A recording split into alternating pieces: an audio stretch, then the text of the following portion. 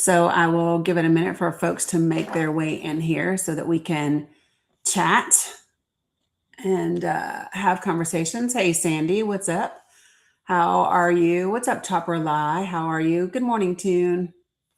Good morning. Good morning. Glad to see everybody rolling in here. Missed you guys yesterday.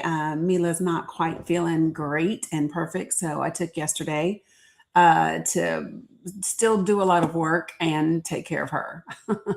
She's okay. She's got a nasty, yucky cough. Hey, David, what's up, Nene? Guys, if you are joining me anywhere other than the tick of the talk, make sure that you say hello because I don't get to see you guys when you come in. What's up, Candy Kiss? Thanks, Sue. Appreciate it. What's up, MG Brock? Salam, Mohammed. Hello, Mel Gray. How are you guys? You're good. Hey, Blue Honey Pot. Letting Blue Honey Pot divvy that up and send it over to our friends between the river and the sea. Hey, Chell, how are you? Good to see you. Hey, Millennial Meltdown. Good to see you as well. Let me just see. This looks wonky over here, so hopefully it's working fine, but we'll see. Good morning, Mama Dukes. How are you? Yeah, thanks, Nene. She's still got a really nasty cough. What's up, Mo? How are you? Alaikum salam. Salam. Hey, Masani. Hey, Melinda. Good to see you all. I do have quite a bit that I want to talk about, and it's going to be probably a little bit different than what everybody else is talking about. I don't know what everybody else is talking about. I popped into one live before I went live, and holy geez, there's a lot going on. And thanks, Robin D. What's up, Amy? I just refuse to focus on things that I don't have any impact on. It's just I gotta not stay in the quagmire, you know. Hey, Brandy. Yeah. So good morning, Win Dixie. Yes, Mila. Okay, well, get the charger. There's one in there beside Bella, and I believe there's one in the room with Dominic. Yep, we got to stand with Democrats right now. Hey, Sean Brown, good to see you over on the Tube of You. Welcome, welcome. Oh, was it really, Cam? I love that too. I'm glad you voted blue yesterday, Dolly. That's amazing. Thank God, Sandy. That's amazing. We love that. Hello, Conchita. Hey, Farah. Woof, it's going really, really, really fast. You were just swiping away. Good morning, Witch. Yeah, so woo wee. I hope you feel better. I hope you feel better, Sharon. So listen, folks, I hope you read the entirety of the message. The entirety of the message is saving the United States requires voting for Democrats in 2026, even if you don't like them. I mean, that's just it. Nobody's got time for your moral grandstanding and all of that. Can the Dems run on the economy in 2026? I don't think the Dems need to run, quote unquote, on the economy. I think the Dems need to run on healthcare. They need to run on education because they have absolutely tore apart the Department of Education. I believe that they need to run on the cost of housing. And I believe they need to run on the violation of the Constitution and what has happened to people in this country and citizens at the hands of ICE. So I think those are the four predominant things that Democrats need to run on, right? I think, those are the things that people care about. Those are the things that resonate with people. And those things are actually fact-based. Like there's no arguing the fact that people can barely afford their rent. There's no arguing that people can barely afford their groceries. There's no arguing that they have transferred a large chunk of the Department of Education over to the Department of Labor because they want your children to start working early. And just like there used to be, and there still is, a school to prison pipeline, they want a school to work pipeline. So those are the things that I think Democrats need to run on. And I have spent quite a bit of time just buried in data from and looking at elections all the way across the board. And I do mean across the board from 2020 to 2022, 2024. I've looked at election data and have been looking at election data for about 12 different states. And so it's really important because I don't think people realize just how how close we are to being able to at least stop the bleed, so to speak, and set us back upright. And we are very close to being able to make that happen. The question is going to be, how quickly are we going to do it? And do the people in this country have the discipline and the consistency and the determination to make it happen? And the reason I say that is because that is something that the Heritage Foundation and the Republican Party have proven. You know, they took 50 years to roll this thing out. They had the consistency, they had the discipline, they had the determination to make it happen. And so the question now is going to be, do the people have that? And so I think that's going to be the question. That's why the title of this live, when I put it out across, it says, you know, what's your plan for 2026? Yeah. So Sean Brown, the thing about that is when you talk about, so Sean Brown is on YouTube and he says, I like to hear Dems press on the tax fraud issue with wealthy businessmen, $150 billion in 2024 alone. I think the thing about that, Sean, is that most people are going to say it's always been like that. It's always going to be like that. And they like the most people can't even fathom $150 billion. And so it's just, that's not important to them. That's not going to put food on their table. That's not going to pay their hospital bills. That's not going to give them health insurance. And so I think that that's the issue with that. That's something that you can talk about afterwards, right? But in midterms, it has to be issues that are impacting people. Yeah, but you have a biscuit right there. So listen, folks, let me just say this. For anybody that disagrees with me, you're welcome to join the panel, right? You are absolutely welcome to click the little blue and pink people at the bottom. And then you're welcome to come right on up and talk to me on this panel. Okay. You're welcome to do that. If there are people that are, listen, folks, listen, if they're calling me names or doing whatever, I don't care. Yes, I did mention some things happening before 2034. I did. So what that is that because of the one big barbaric bill, that's what I call it. I call it the one big barbaric bill. And because of the,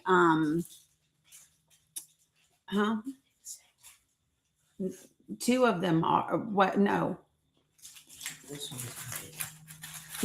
get the other one. Okay. So what it is so because the GOP got rid of our tax subsidies, right? Yeah, I'm good, Conchita. So because of the healthcare tax subsidies, the ACA tax subsidies that were taken out of the big barbaric bill, right? Because of that. Good morning, Nance. What that means is there are going to be people who can no longer afford their Medicaid. And so they have projected because it starts at the end of 2026. And so what, babe? That's okay. Just put it in the trash. It's okay. But because of that, what is happening is they are projecting the number of people that are going to lose their healthcare coverage.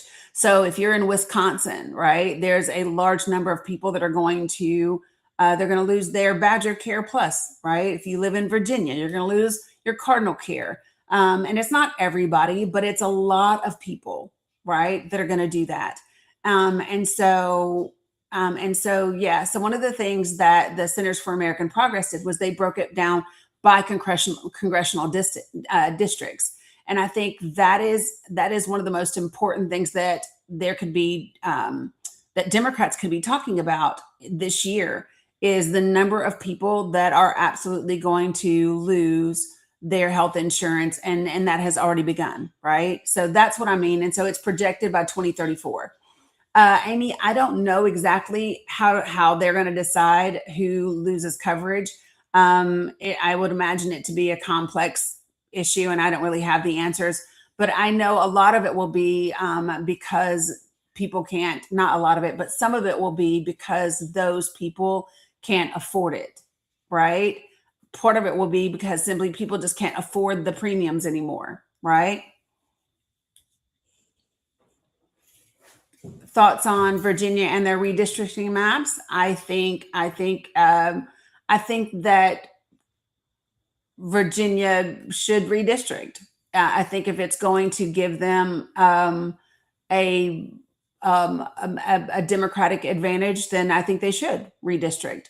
And, you know, while that would have not been my opinion prior to now, we are in different times. And so if the state of Texas can do it, then every other state can do it, period. And what I'm glad to see is I'm glad to see Democratic led states doing that, meeting them where they are, right? And so, so I think that that's really important. I think that too often Democrats have been like, "Oh no, we're not going to do whatever they do." Well, guess what? Yes, we are. We are going to do that. We are absolutely going to redistrict. And I think the thing that's amazing is like, I love the way that California did it. You know, California did it. The people got to vote on it, and that's that. So I think that that's fantastic. So.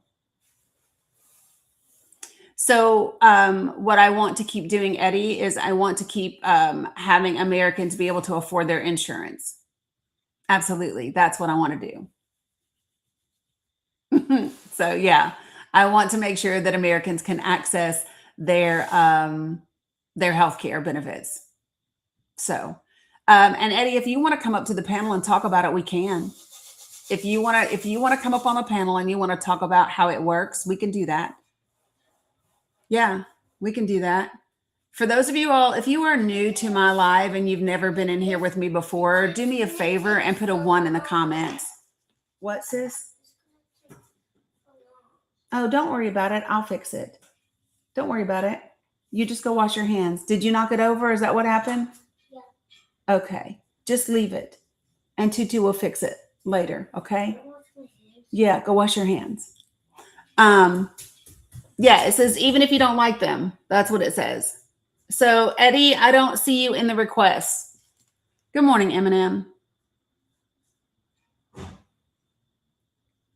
Eddie, waiting for you. So if you, I'm asking again, if you are new to me, sorry, because I needed to handle something.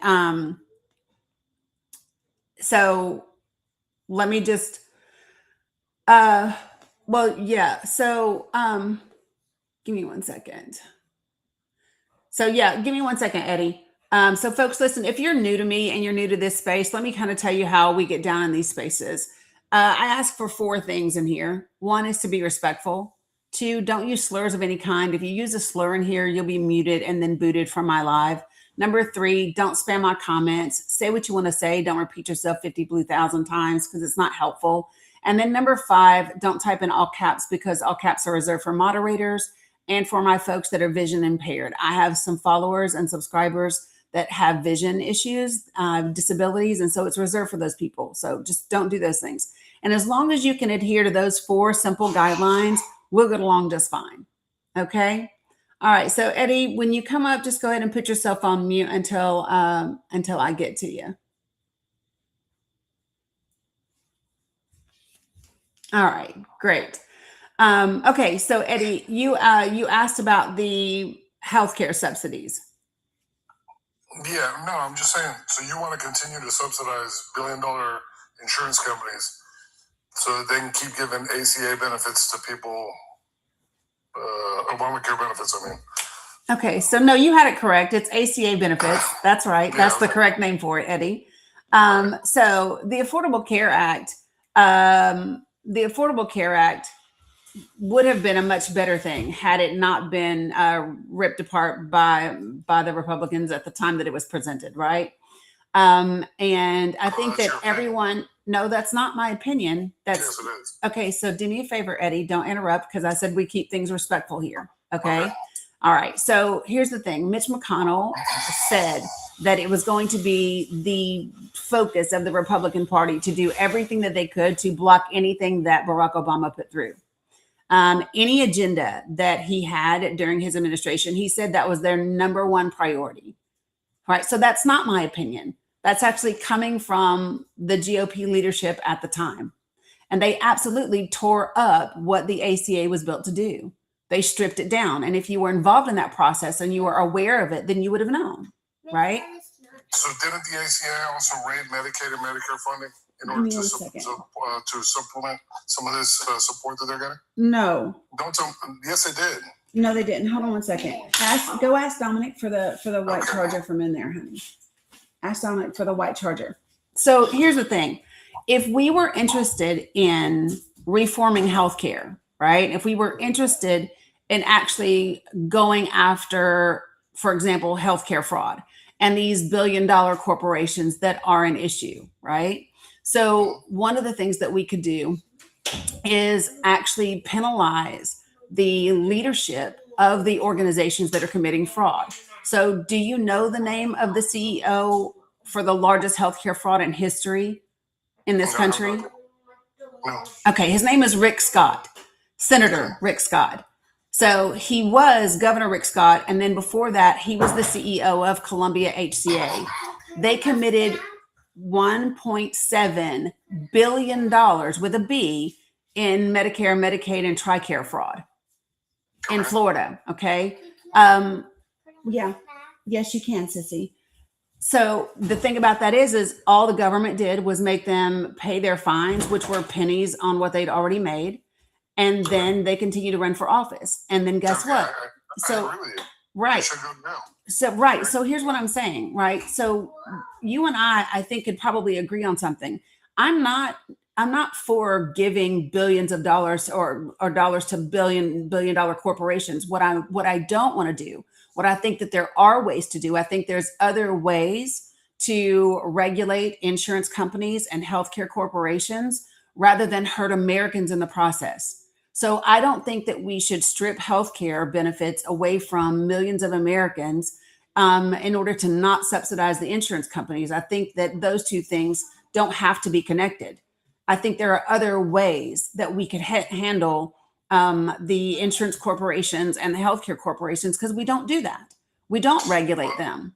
I think that what they should do is they should strip away all of the ACA requirements for insurance because you're making a 19-year-old man pay for pregnancy issues or whatever. You should be able to choose a policy that would be for your time. So if I'm 19 years old, like when I was 19 years old, I'm 58 years old right now. I've never been one day in my entire life. I've never been one day without insurance. Okay. When I was that age, I paid for my own insurance, but you know what? I had an insurance that took effect. Okay, if I had this much money, $10,000 worth of healthcare hospitalization, the insurance would kick in, and it was very, very cheap for me at that time.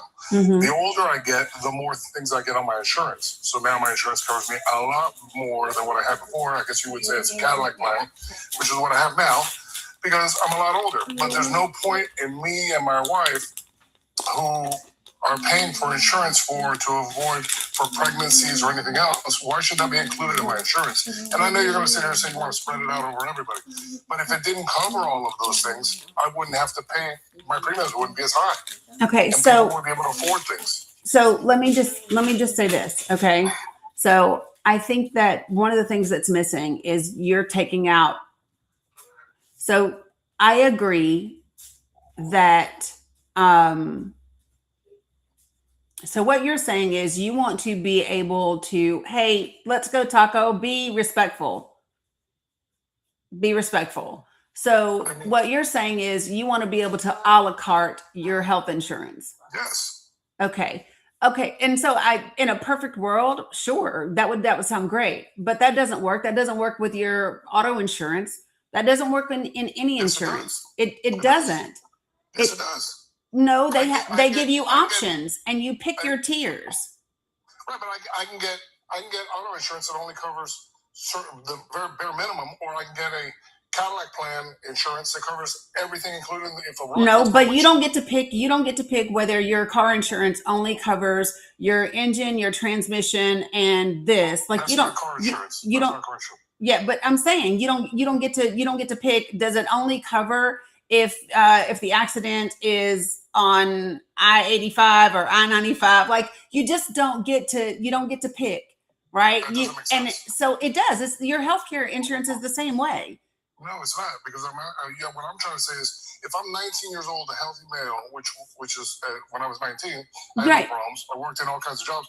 I had an insurance plan that said, okay, if I go to the hospital with a broken leg and it cost me $10,000, my insurance would kick in, and I would be able to, and they would go ahead and pay. But do you know what was different at that time? Yeah, we didn't have the ACA and all these other stupid. No, but do you know? But why? Healthcare insurance. But why didn't we? But what was different? We didn't have the Affordable Care Act, and what?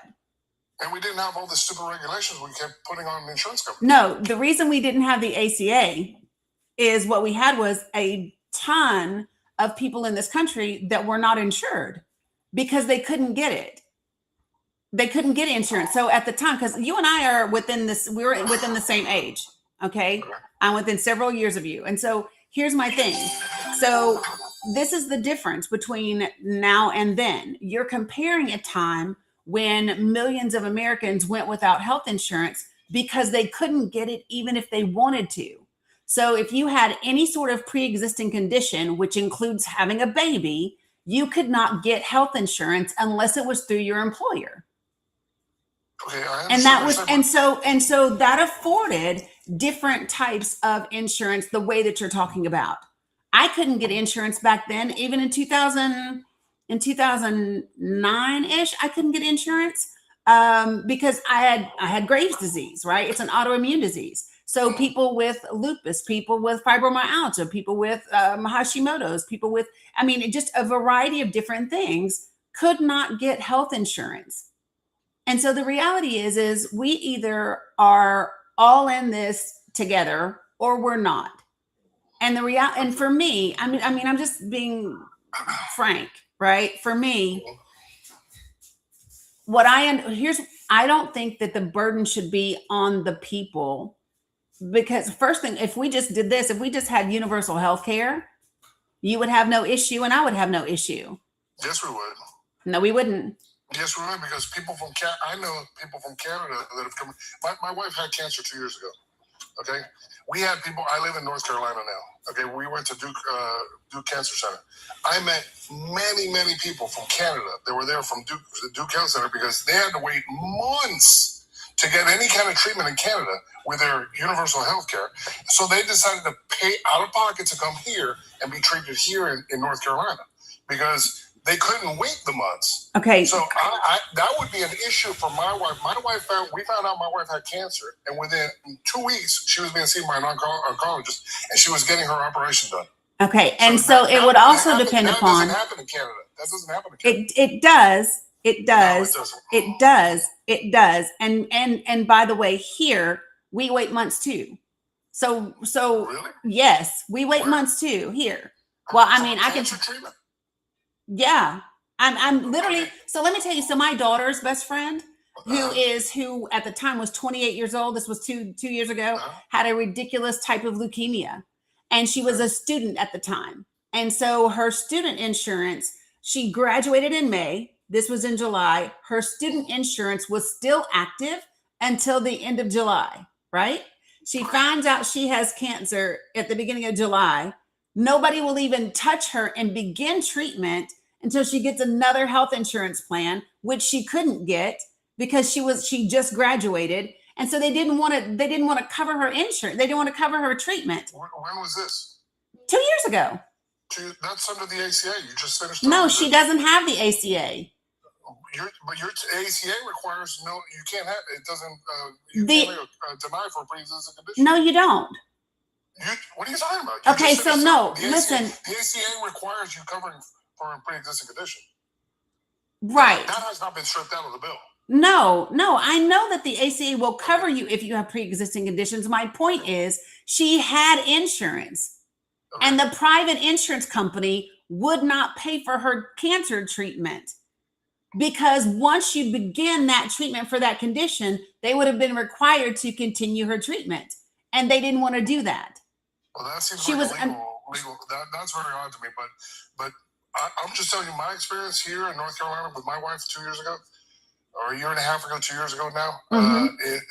We found out within 2 weeks we were seeing an oncologist in Duke and having an operation on my wife, and she started radiation treatments for, I think it was 2 months. She had radiation, right, and that was incredibly fast and incredibly well. Yes. So, but Eddie, you and I know.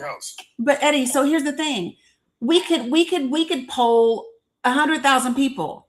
Different people have different experiences. Yes, I do. Right. And so what we don't do is determine everybody else's health benefits based on your wife's experience or your wife's condition, right? So whatever your wife's specific type of cancer may have been, whatever your wife's specific insurance plan may be, whatever your wife's network of physicians may have been, all of those things would have afforded her that same opportunity. Right. But here's what I know. You do admit that if we had universal health care, that would put an increased burden on the healthcare system in this country in order to push back wait times. You do admit that, right? No, Canada is going through that now. No, they're not. And here's what, let me tell you, Canada isn't the only, Eddie. We are the only. You can't tell me no. You know that it's true. No, I don't. I actually know people from Canada. No, they're not. And here's my thing, Eddie. Do you realize that every quote unquote first world country, every developed country, except the United States of America, has figured out universal health care? By the way, y'all, Canada just welcomed 5 doctors. Five American physicians just went to work in Canada. But so, okay, Eddie, I just went to the other page and looked. It's the average wait time is 28.5 weeks for cancer treatment in Canada today, right now. Eddie, listen. That's a long time. Eddie, you're going to tell me you would wait 6 months for Eddie, treatment? Let me finish. Eddie, let me finish. Okay, yeah. Okay. Every other developed country in the world has universal health care except us. Okay. So what does that mean? I don't understand. Yeah. So that means it works. They're not. So listen. They might get treatment, but I'm asking. Do you think if you found out your daughter had breast cancer today, you would want to wait 28 and a half weeks for her to get treatment? So again, Eddie, you are talking in like anecdotal things that aren't specific. No, I'm asking you an example. But it's an example that doesn't. If you were in Canada, you wouldn't. The average wait. So that means people wait longer, some people wait shorter. I'm just asking. The average wait is 28 weeks. So would you want your daughter to wait 28 weeks for her treatment for breast cancer if she found out today she had breast cancer? Okay, so give me 1 second. So let me, because I would love to see. So you're looking at something from Fraser Institute. What do you know about Fraser Institute? Because that's where you got that from. You got that from Fraser Institute. I'm looking at the same search result you are. You want me to go find another page? No. What I'm asking is, you tell me. You go ahead and Google it and tell me what the link is. What is the average wait time for cancer treatment in Canada? I'm just asking a simple question. Okay, so let me say this, Eddie. What happens sometimes is you look at longer wait times for different issues because of a lack of providers. I'm going to give you an example. I'm right here in the United States of America. I need a pediatric optometrist for my 5-year-old granddaughter because the regular pediatric one won't see anybody under 8. The only provider for her, and this was in November when I called, the only provider I couldn't get in until May. Okay. And that's November. Okay, I understand that, but this, Okay. No, because it's a provider issue. It's a provider issue. I agree, it's a provider issue. And the same is true. Okay, but wait a second. One thing is you might have to see an optometrist or something. Cancer is 28 weeks could decide the difference between life and death with a cancer treatment. So I'm asking you, what do you find is the average wait time for cancer treatment in Canada? I'm just asking a simple question. A link that you like, a source that you like. So I would love to go look that up, but here's my thing. You just did a minute ago. No, I just looked up what you looked up because I wanted to see where you got it, and I saw where you got it. Can you look up? I mean, otherwise I got to go off the app. So I mean, can you look it up and see what is the average wait time for cancer treatment in Canada? Just ask. Okay. It shouldn't take you that long. Eddie, what type of cancer would you like to look up? No, just average wait time for No, cancer what treatment. cancer would you like to look up? Because I promise you, if you look up different types of cancer, you're going to get different results. Okay, put prostate cancer. Prostate cancer.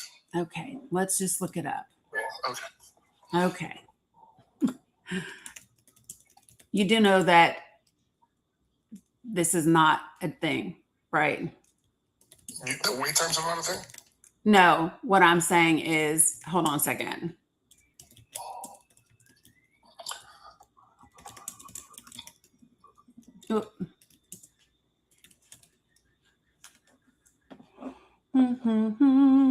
Well, somebody put in your thing here. It says in Denmark, the average wait time. Oh, I love this. For cancer, depending on the cancer. Okay, that's great. 30 days. That's so. I mean, I don't know what kind of cancer a person has, but that could be. This. My wife.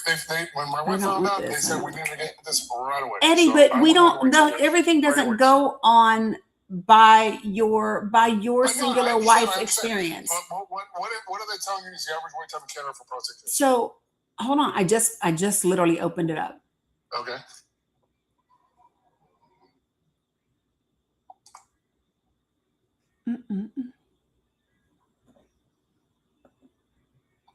So I am literally on the site that I'm on is the Canadian Institute for Health Information.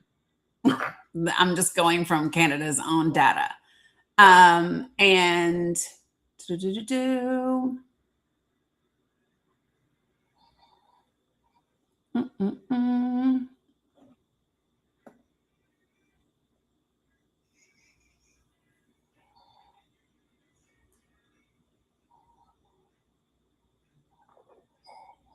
hold on, I'm looking because it's a big old long study thing. And while you're doing that, the thing that gets me is, I mean, I have 3 children, 30, 27, and 21. All of my children have had insurance my entire life. I made sure my children had insurance. But Eddie, that's privilege. It's an individual. What I'm trying to get at is, it is an individual responsibility to make sure your family is provided for and that you have what you need in your life. But Eddie, I understand people want to blame everybody for everything. No. But you know what? I believe, me personally, I believe in it. It's my responsibility to make sure that my family has everything that they need, including healthcare. And that's what I have done for my entire life. Okay. And that's what every family should do. It's decisions in life that gets it wrong. So you know what? It's like you start out. I mean, when I first started my first job, I made $1.35 an hour. I make over $50 an hour now because I made good decisions, I educated myself, and got a good job in doing different things. Okay, so Eddie, my point is this: is you are speaking from a place of privilege. It is a privilege to have health insurance. Listen. Okay. No, I'm Hispanic. I came here. I don't care if you're Hispanic, Eddie. I have no white privilege. Could you please stop talking over me? And I didn't say white privilege. I just said privilege. Period. Okay. I said privilege. Okay. That's number one. Okay. And here's what I mean by that. Okay, it is a privilege to have insurance and to have a job that offers insurance.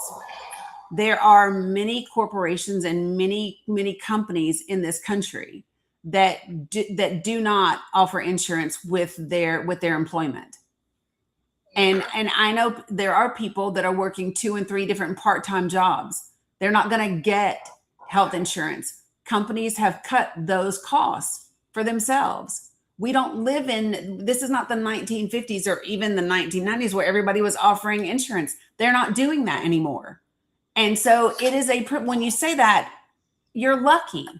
You're lucky, but that is not the case for so many people in this country. And that's the point that I'm making. So when I look at, so I'm literally looking at like I told you, the Canadian Institute for Health, the percentage of patients treated within benchmark by province, it's broken down. So in Canada, radiation therapy, 94% of the people were treated within the benchmark timeframe. So for example, so whatever the procedure is, so let's just say for this particular cancer patient, they needed to be treated within a certain time frame. So like, let's say it was aggressive cancer and they needed to be treated within 2 months or within a month. Then what they're saying is 94% of the people got treated within their benchmark. That's what they're saying, because the benchmarks are different. Yours doesn't give you days. Okay, so I just pulled up the Calgary Prostate Institute. The average wait time for somebody who has prostate cancer is 40 to 53 days. That is one cancer institute. I'm literally at the Canadian Institute for Health information. This covers all of it, and it's interactive data, right? So I can look and see based on and they list, these are the ones that they would call like priority procedures: hip, knee replacements, hip fracture repair, and one is external, one is internal. The other one's cataract surgery. The other one is radiation therapy, and they break it down by province. Okay, all right. We're just you're just going to say. I personally do not think that it's right that I or you have to pay for insurance for someone down the street that doesn't want to have the responsibility to take care of themselves. It's not that they don't want to have the responsibility. Yes, I know plenty of people that would love to have insurance, and they just can't, because the job that they have doesn't offer it. And in this country, get another job. In this country, health insurance is tied to your work. I agree. That shouldn't be the case. It should be. But it is. Okay, I understand. But when I had my insurance before I was in the company that I'm in now, I had insurance and it traveled with me. I paid for the insurance, so it didn't matter what company. But that just happened to be the case that you got. But that's not the case for everybody. And that's not the case with your homeowner's insurance, Eddie, is the same way. Your homeowner's insurance is the same way. Insurance companies balance out and they charge their premiums based on the average of their clients. And that's just the way insurance works. I agree for homeowners insurance, but let me ask you a question. Do you think that it's right if this going back to the your thing on pre-existing conditions, if you decided to not have homeowners insurance and then your house burned down today, do you think it's okay for you to call your insurance company tomorrow and say, hey, you know what? By the way, I want to get homeowners insurance for my house that just burned down yesterday. Do you think that it's right for them to cover you? What are you talking about? How's that relevant? A pre-existing condition, ma'am. I'm sitting here saying, if you don't have the responsibility to cover an insurance for yourself, I'm just asking. Well, let me finish my question. If you don't have, if you don't have insurance for yourself or your family members, and they get cancer, and then you go to an insurance company and say, hey, you know what? I want to get cancer treatment. I want to get insurance now for my son. He has cancer, by the way. Do you think that it's okay for them to sit here and say, oh, you know what? Yeah, we'll go ahead and cover that. When you haven't even made one premium payment, now all of a sudden they got to cover it. That would be the same thing as you going out and getting homeowners insurance after your home burned down, didn't it? Wait a minute. No, you just said you've made one premium payment. How can I have made a premium payment? I'm just saying, when you get the insurance, you make your premium payment. So I find out my son has cancer today. I go to the insurance company tomorrow and say, hey, well, no, I want to get insurance for my family. Yeah, if you don't disclose to the company that your son has cancer, then that's you committing fraud. No, I tell them that my son has cancer. I tell them. Hey, by the way, my son has cancer.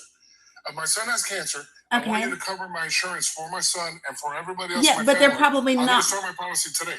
Okay. But according to you with the ACA, you're sitting here saying that they should be required to you just have to pay for it. Right. I paid for the insurance, right? Yeah, so right. I paid $2,000 a month. I pay that policy for my family. Correct. My son is covered. So now he gets $100,000 worth of cancer treatment. for $2,000 that I just finished paying, or let's say I keep the policy for a year, so now I pay $24,000 in insurance, and I got $100,000 of insurance coverage for my son, right? Right.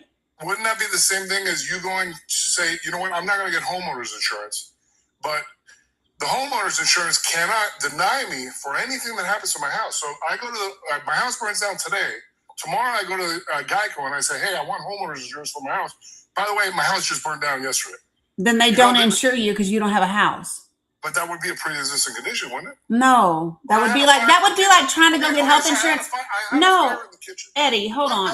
Eddie, wait, please stop talking over me. Gosh, Eddie, no, it's not the same thing. What? No, it's a false equivalency. Listen, so what you're talking about is trying to go get health insurance after my house burned down would be like me trying to go get health insurance after I died, which isn't a thing. It's not a thing. Okay, so Eddie, so instead of my house burning down, my kitchen caught on fire. So wait a second. I'm gonna go I have my home, but by the way, my kitchen caught on fire yesterday. But I want coverage today. Do you think is that equivalent to them being required to cover you after you've had a problem? Oh, so I guess Dalto looked up at the National Institutes of Health and said cancer treatment here in the U.S. for prostate cancer is 79 days. Okay. Well, like Thanks, said, I Dalte. have no idea what they're looking up. Yeah, well, it's at the National Institutes of Health is what they looked at. But anyway, so listen, here's my thing, because now we've gotten into all of these things that aren't even. Here's my thing. Your first question to me was, because this is about ACA subsidies, right? And here's my thing: is what I believe is that we should have kept the ACA healthcare subsidies in that plan. They should have been extended, which was the original proposal, until they changed until they amended the Affordable Care Act. And they could have done that. They could have simply amended it. But the reason that they could not extend those ACA tax subsidies is because that money is what they used for the tax breaks for the millionaires and billionaires. That's where that money came from. They pulled the money from the ACA subsidies and gave it to ultra rich people. So instead of it going to billion-dollar insurance corporations where Americans could get treatment, it went to billion-dollar people who don't have to pay their taxes. That's where that money came from. So call me crazy, but I would have just rather it gone to the insurance companies so that people could get health insurance. I think it would be a lot better if they just went back to the system that we had back in the 80s, which is... Well, that's because you didn't have a pre-existing... And if they did now, then your son would never get insurance. And neither would anybody else. I disagree with that. Well, your son has cancer. No one would insure him. No, I'm not saying my son... No, I was giving that as an example. I see right, so would you... But my son would be covered under my insurance until he had his own insurance. It depends on how old is your son? My son's 21. I don't think so. I think they changed the age that you. 26. Is it 26 still? It just depends. Because I think some they changed it to 21. But anyway, it's 26. My daughter's 27 now, and she just got off my insurance. I think it's 26 if you're in college. I think it's 26, but you have to be in college. Yeah, well, he's in college, though. Yeah. So, but again, do you understand? But do you see what I'm saying? Do you see what I'm saying? I understand what you're saying. Right. So I'm just not okay. I am for people. I am just for people. And I believe that there are ways that we can stop funding billion-dollar corporations that doesn't cost the life of American people. I agree. I agree that there's ways to improve the quality of healthcare in this country, to make it a lot less cheaper. And I mean, you can go in. There's different sites where doctors go in and they have practice where you pay a monthly thing to them, and they go ahead and do an X-ray or whatever you need for basic care, not cancer treatment, stuff like that. But that would be something that you could go into a practice and get into something like that. I forget the name of it, but there's a guy who's got a couple of different states involved in it. And then you go out and have a healthcare coverage that would take care of if you got a serious injury or cancer or something like that. That's when this insurance will kick in, and it would be a lot cheaper for everybody. but there's ways to do it that it doesn't require one blanket coverage of everybody in the country. We don't need that, and I don't agree with that. So I appreciate you bringing me up. Yeah, you're very welcome. I appreciate the discussion. I think you're very knowledgeable, and I like your site. I'll go ahead and follow you. All right, appreciate it, Eddie. Thank you. Thank you. Bye-bye. Bye.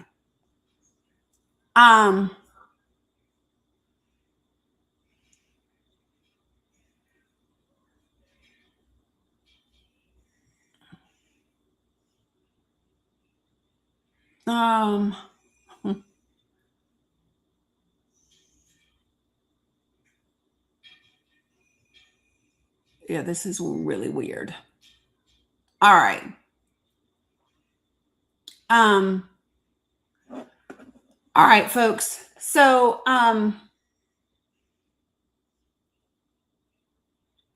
yeah, so listen, I just need for people to really understand something, okay? This is a classic symptom or a classic example of what it means when they get people to blame the other one, right? Instead of looking at blaming the health insurance industry, right, and the insurance companies as a whole, we're looking to hurt American citizens and make it, make them unable to get their health insurance, to not give the subsidies. But the reality is that subsidy went for the tax breaks, right? And so for me, I believe that there are other ways. One of the things that I was excited about that went away was, there was a task force it was a healthcare monopoly and acquisition tax force that was created in 2023 under the Biden administration. And it would have been amazing to see them do their work and do that work alongside of Lena Khan at the FTC, and have that be able to be focused on specifically on the healthcare industry. I think it would change a lot of people's lives in the long run. You know what I mean? And so I think it's just really important for people to think about what the issue is and how do you solve the issue. You don't solve billion-dollar insurance companies that are corrupt by kicking or by taking away subsidies that allow people to be able to get insurance, right? And so I think that that's one of the things that people don't take into consideration. You all don't argue with the trolls. If Anthony would like to come up here and join the panel, then Anthony is welcome to do that. Other than that, same thing for Matrix, right? If Matrix wants to come talk to me about, both sides being the same, then they can request and we can do that. One of the things that I do want to talk about, so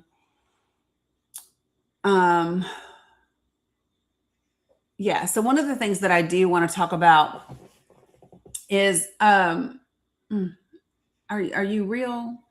I don't know, probably not. So Maria, you're spamming my comments, and I'm going to ask you to either join the panel or you're going to get muted and booted. Like, that's what you're going to get to do. Click, do not type in all caps. All caps are reserved for my moderators and my folks that are vision impaired, right? And just so you know, my family lives in New York and you would be wrong. It's really wild when people pop in here, Mom Dani's ruined New York in just 2 weeks. Really? Because New York seems just fine. You know what I mean? New York seems just fine. Yeah, Ruthie, the bots are going nuts today. Yeah, it's just wild to me, the things that people say. and here's what I remember. This is what I really focus on is they are doing so poorly and they are losing so badly. They literally have to hire bots to put out misinformation and disinformation. I want you all to just think about that. The GOP is just, they are plummeting so hard and so fast. This is what they're resorting to. A Fox News poll just came out, and 52% of the people said that they would vote Democrat. And this was a Fox News poll. They said they were going to vote Democrat in the midterms. 52%. Folks, so that people really get it, so that people really understand. Yeah, it is very telling, Barbara Shaw, is Marco Rubio gave a very white nationalist, America first agenda speech in Europe. And when he did that, and he invited Europe to come along with them for the rebuilding of Western civilization and the expansion of Western civilization, Europe said no. So I don't know how many of you all follow Heather Cox Richardson, but she's incredible and amazing. Yeah, they said, "No, we're good." They literally said, "We value our immigrants, we value our Muslims, our whatever." They said, "Yeah, we." So I'm just going to share with you Heather Cox Richardson and some points that she made in her post yesterday. So the White House website now says, "Welcome to the golden age." But yeah, that's not the case. Okay. At the Munich Security Conference over the weekend, Secretary of State Marco Rubio's endorsement of white Christian nationalism does not appear to have swayed European countries to abandon their defense of democracy and join the U.S.'s slide toward authoritarianism. Instead, as retired Lieutenant General and former commander of the U.S. Army Europe, Mark Hertlich wrote, quote, "It squandered the strategic advantage its partnership with Europe has given the U.S." Wow. Foreign affairs journalist Ann Applebaum noted that the word in Munich was that, quote, "Europe needs to emancipate itself from the U.S. as fast as possible," end quote. Y'all, those things are serious.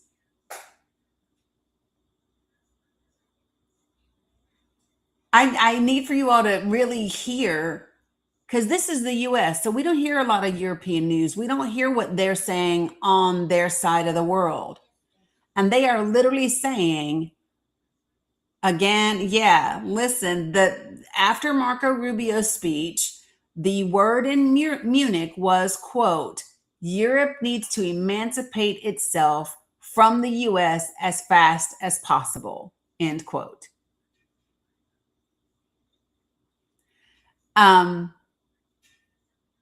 It is really crazy. Der Spiegel reports plans to bring Ukrainian veterans to teach German armed forces drone use and counter drone practices that the Ukrainians are perfecting in their war against Russian cooperation. But what does that mean, James? It means that Europe and other middle powers are working out a way to exist without us. And folks, listen, when Marco Rubio said we don't want to, but we are prepared to go it alone, what he doesn't understand is they are prepared for us to go it alone. So listen, if they had gotten this done in the first term, in Trump's first term, it would have caught everyone off guard. So follow me. If this had happened during Trump's first term, it would have caught everyone off guard, and things would be much different. But it's not the same. It is not the same. And so the European countries and Canada and other countries have had 8 years to plan. Okay. And they have. Canada, listen, did y'all not see the deal between Canada and China? Canadians can now travel to China without a visa. Canadians can now travel to China without a visa.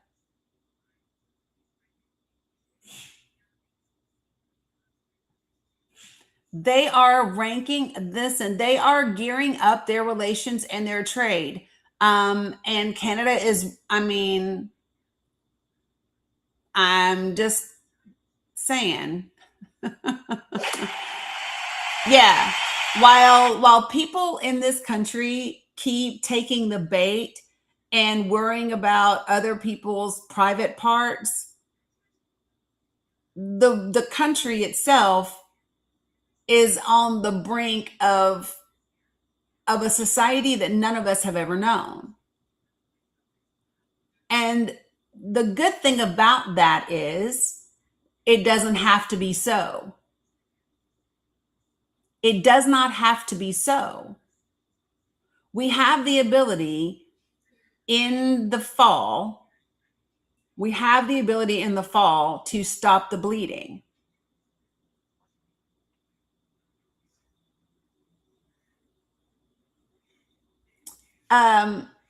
Alex, I'm not sure what you mean. You want to go back to the status quo. What does that mean exactly, Alex? Here, I'm inviting you up, Alex, so we can talk about it.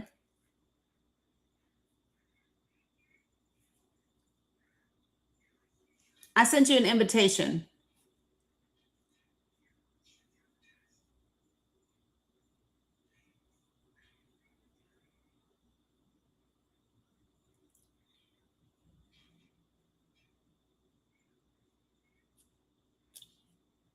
There you go. Hey, Alex, what do you mean you want to go back to the status quo? What does that mean? I mean, pre-Trump. Be specific, like what you mean is the status quo. Okay, so I've only seen the Obama era pre-Trump because that's what I was alive for, and that's when I seen Congress really stop working. Why do you think? I seen the divide. I was like, well, why do you think Congress stopped working with during the Obama administration? Because it was Obama. The Republican was like, what's the term? When they will just block anything just so the other side doesn't get it. Yeah, Mitch McConnell said that's what they were going to do. He literally said that their number one priority was to keep anything that Barack Obama had going, that anything that he proposed was to make him fail. Mm-hmm. Yeah, so that's what I meant. Like pre-Trump, I seen Congress stop working. That's what the Congress isn't working now.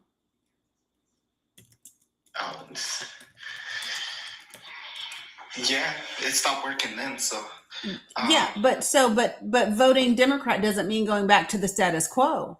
Voting Democrat in 2026 is because we have a supermajority right now that is compromised. Congress is no longer a separate entity from the administration, and that's dangerous. We have 3 separate but equal branches of government for a reason. Yeah, I don't know how it's going to go back to that, because the first Trump presidency, after that, people were willing to vote for anybody but this guy, and they got Joe Biden and they got the Democrats, and that didn't fare well. What do you mean it didn't fare well? They was fighting the whole time. What do you mean? Joe Biden got through. Joe Biden got through the most pro middle class policies since. Oh my gosh, why am I going blank? Somebody tell me the name of the president. Roosevelt. I mean, a ton was passed during the Biden administration. Yeah, thank you, FDR. It came, guys. It came. It came. I was like, why can't I think of the name? But yeah, so like the bills that were passed during Joe Biden's administration were the most supportive of the people, middle class. I mean, he pulled us out of a good gosh. The fact that we recovered as fast as we did from C-19 was a miracle. It is a miracle. What bills, Nick? The Chips and Science Act, the Infrastructure Act. There's a whole list of bills. The PACT Act for veterans. Like all of those things were amazing. Unlike the Trump administration that is now trying to take disability compensation away from veterans who take medication for their conditions. I don't know if you all saw that or not, but the interim rule, the Trump administration now wants to take disability compensation away from veterans if they take medication to help control the symptoms of their condition. What the fuck? So yeah. And as a veteran, I'm offended. So, but no, those are facts. So Alex, nobody is saying go back to the status quo. We haven't been in the status quo for a very long time. Yeah, well, good. I'll say this and I'll jump. Good luck to y'all. Yeah, appreciate it. All right, have a good one, Alex.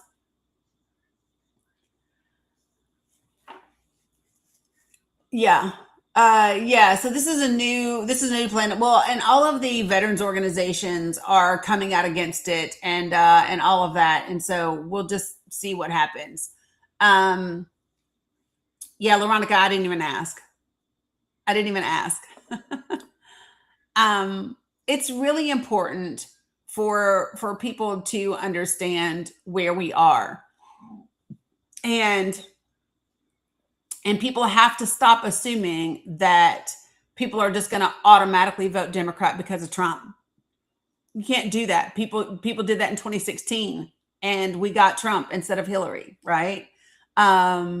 It's really important for folks to stay focused on what is actually happening and what are the things that we need to do in order to stop the bleed and get the country back on track.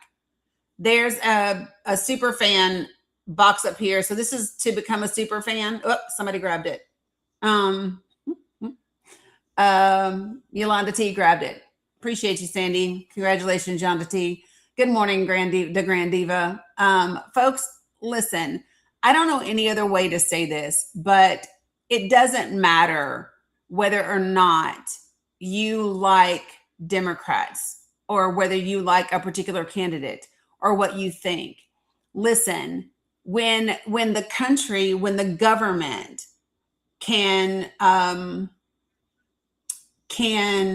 force a corporation like CBS or Paramount, right, to not air an interview that is pertinent and relevant to the country because they don't like the political party that person belongs to, that's a problem. And they did it. So you need to understand, when James Tallarico appeared on The View, the administration announced that there was going to be an investigation into the View. When James Tallarico just appeared on Stephen Colbert, they pressured Paramount CBS to not show that interview, and CBS did not air it. The only place that you can watch it is on their YouTube channel. That is a problem, people. No, Shane, I don't watch The View. I know the facts, and the facts are, after he appeared on The View, the Trump FCC announced that they were going to that they were investigating The View. It's censorship, right? Don't be so uptight. It's an assumption. And so, yes, they are afraid of him 100%. So let me tell you why the Trump administration hopes it's Jasmine. Right. But the Trump administration hopes it's Jasmine because they can play on race. They hope it's Jasmine because they can play on race. They can't do that with James. And he's not only is he white and male, he's a Christian.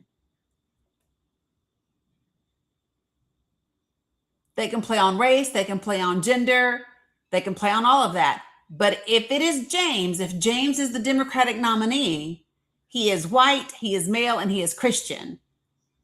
And they're going to be all that's a trouble, right? Right. And he doesn't take PAC funds. And yeah, so they are definitely scared of him. 100%.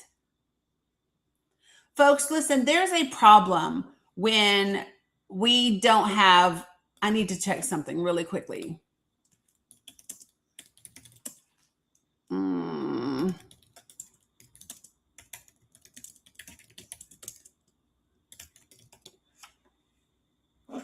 Yeah.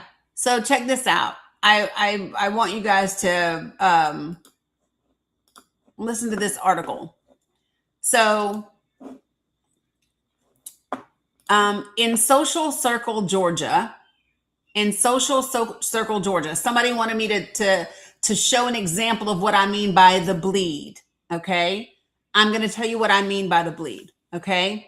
So Social Circle, Georgia is mostly a Trump town. It's a MAGA town, right? And there are plans to convert a warehouse, right? And ICE was going to buy this warehouse, right? For a detention center. And the thing about this is hold on, let me find it. So listen, the people who owned it previously was PNK Group. They have ties to Russia. Give me a second.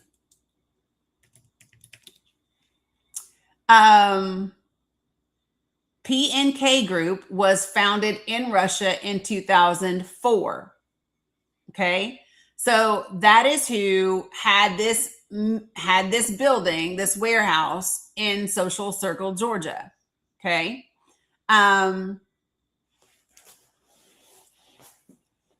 So let me see when they sold it. So ICE is, now listen, the town assessed the value of this property last year. The value of this property, this warehouse property, was $29 million last year.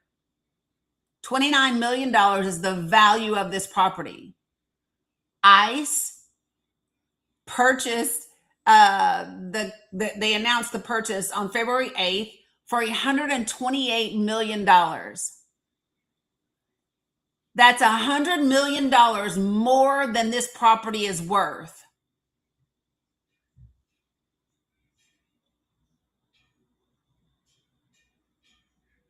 Yeah, Social Circle, Georgia. The property is valued at $29 million just a year ago, and ICE bought it for $128 million.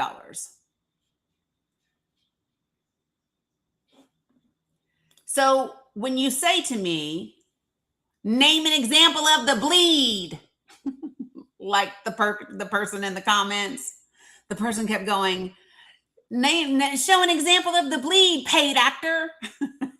There's an example. And it does sound like money laundering. I'm not saying it is money laundering. I'm saying it sounds like money laundering. Right? But that's an example. It is crazy, folks, to tell Americans we don't have the money to get universal health care. We don't have the money to properly fund your public education facilities, but we've got $128 million to buy warehouses all across this country to house brown people so we can utilize them for work.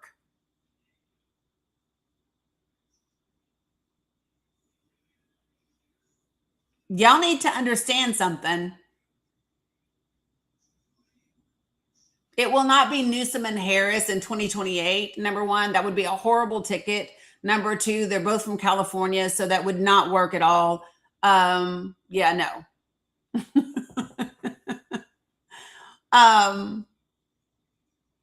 No, Kimmy, the government hasn't been doing this for decades. No, ma'am. No, they haven't. Kimmy, the government has not been buying up warehouses all across this country, snatching brown people off the street based on their melanin levels or whether or not they speak Spanish, and detaining them without due process. No, the government has not been doing that.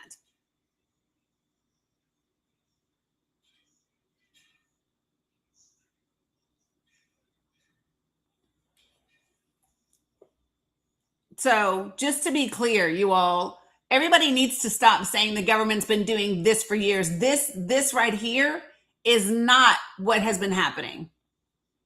It hasn't. This is not what has been happening in this country.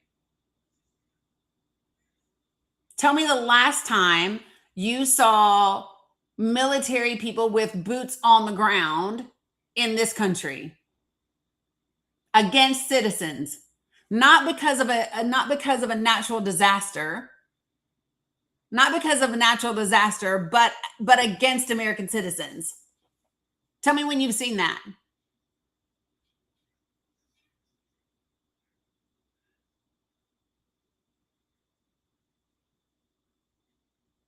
Yeah. So just so that we are clear, this isn't a thing.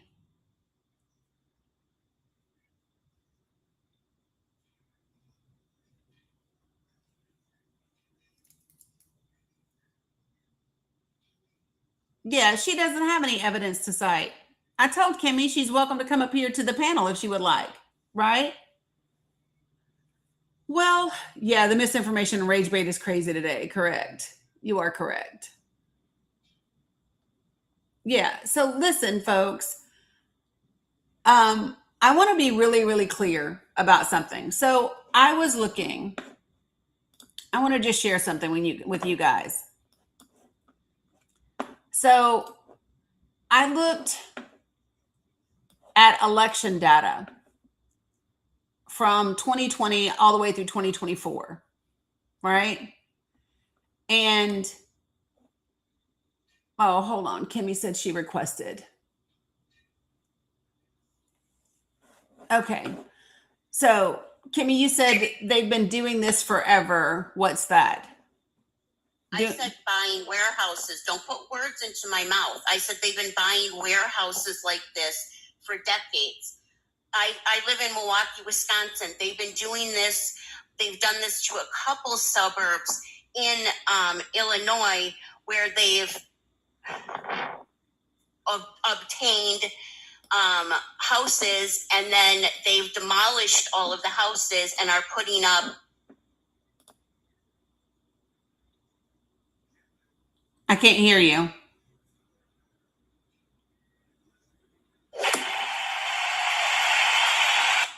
Kimmy, I can't hear you. Can y'all hear Kimmy? Because I can't hear Kimmy.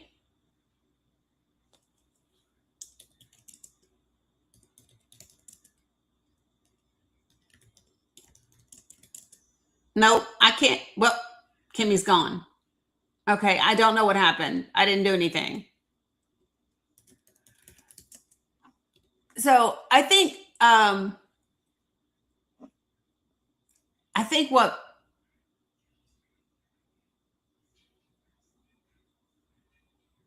I don't know what happened.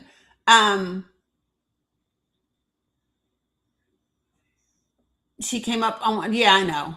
But I think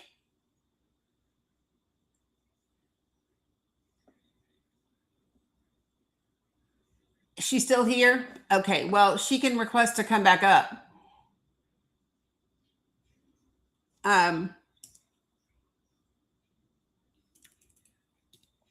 Greetings, Elaine. Yeah, so let me be clear. If I'm speaking about specifically buying a warehouses for the purpose of detaining brown people to use them for work, and you comment and you say they've been doing that for years, I am going to equate that you are saying they've been doing what I just said for years, right? So if what you wanted to say is they've been buying up houses for years, then that's what the fuck you should have said. But that ain't what you said. What you said is they've been doing that for years. And that would have been whatever I said. And whatever I said, they haven't been doing for years. And so that's the difference. Okay? Yes, baby.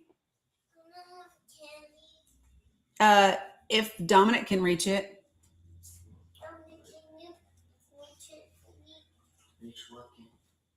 It's, I know, baby. She means in the purple bowl up above the stove.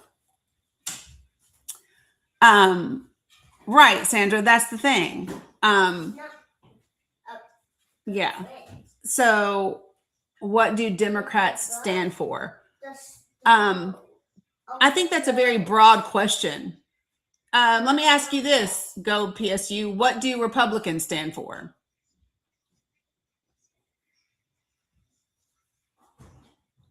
What do Republicans say? And I sent you an invitation to come up.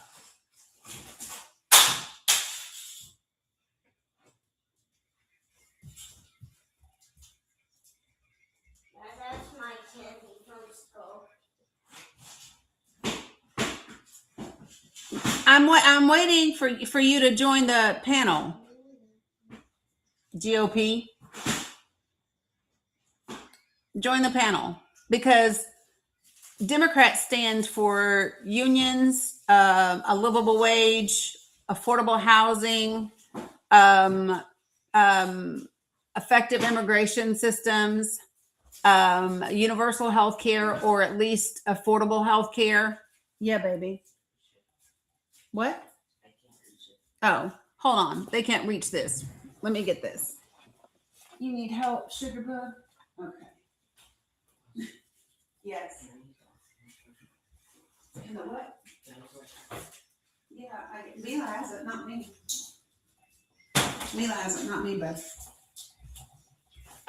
Yeah, so those are just, Democrats are for the environment, equal rights, bodily autonomy, fully funded education.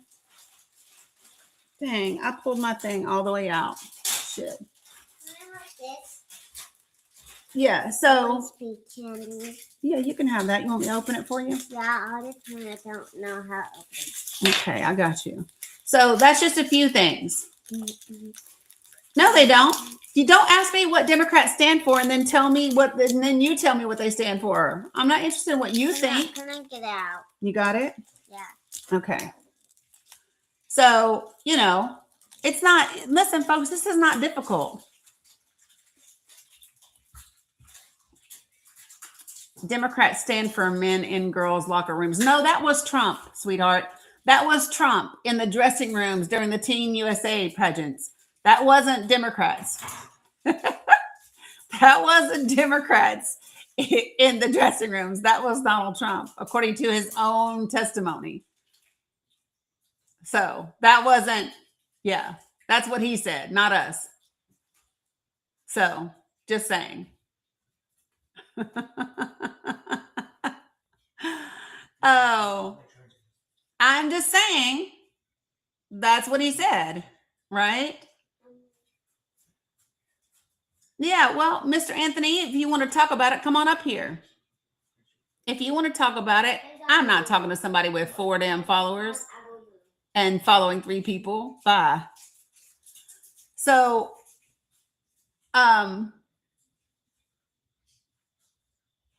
yeah, Ramona, I just blocked. Be done. Just blocked.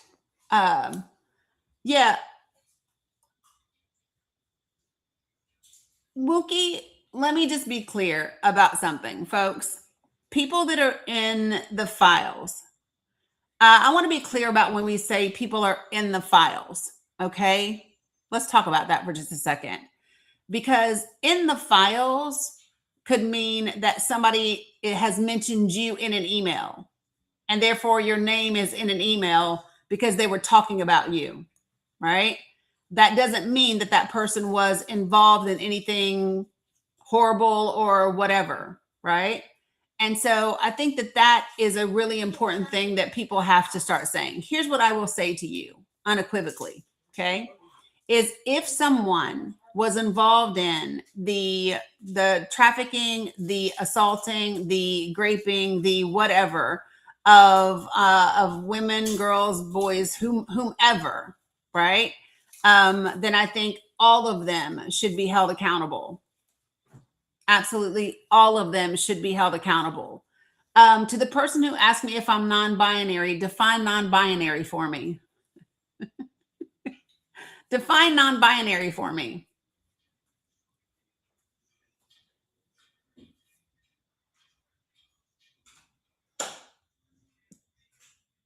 Define it for me.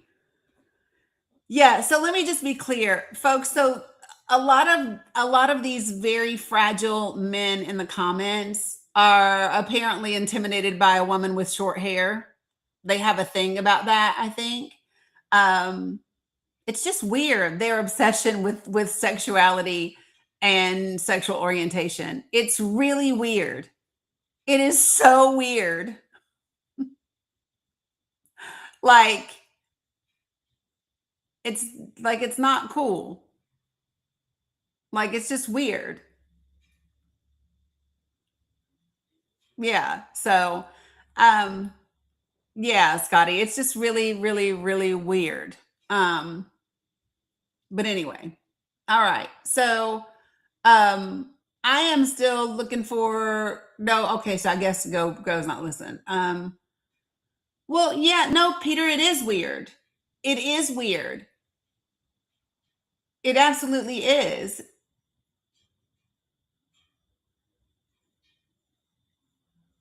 So you could have dear God, what about Biden? What about Biden? Okay, Ricky, let's talk about it. Let's talk about immigration and the border.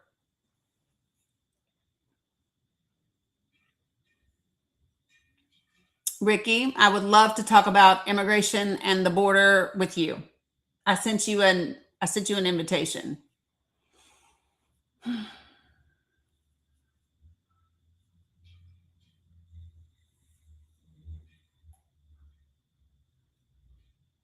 Yeah, I don't know.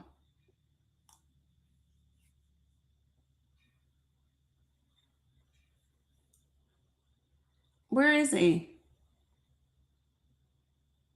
No, so you said go ahead, it will just all be lies for me. Well, no, come on, Ricky, now. Come on, Ricky. You got enough followers. You should be able to have this conversation with me.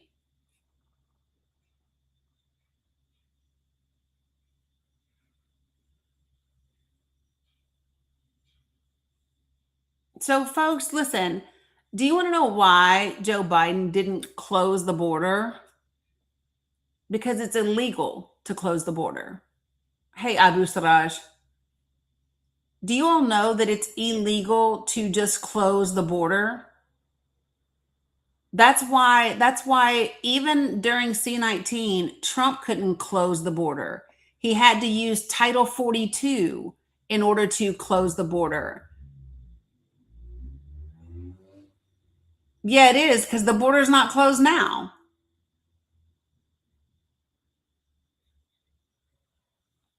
So I don't think that people understand that it is actually against the law to close the border. It violates immigration law. Yeah. So that is why it required Title 42, which was an emergency health issuance. And the law, oh my Lord, I just literally gave it to you.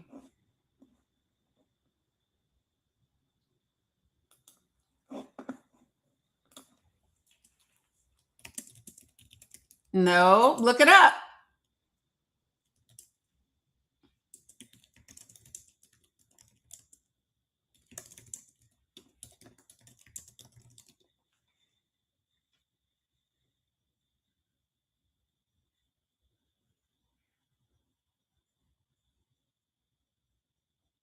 Yeah. Y'all, the border is not closed today.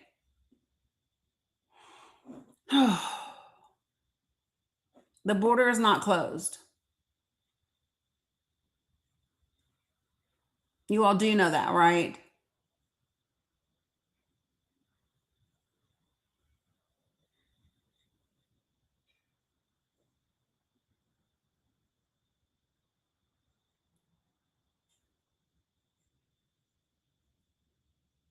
Good Lord, the comments are going so fast.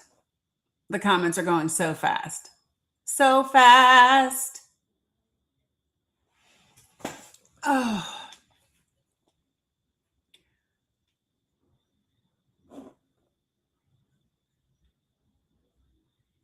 So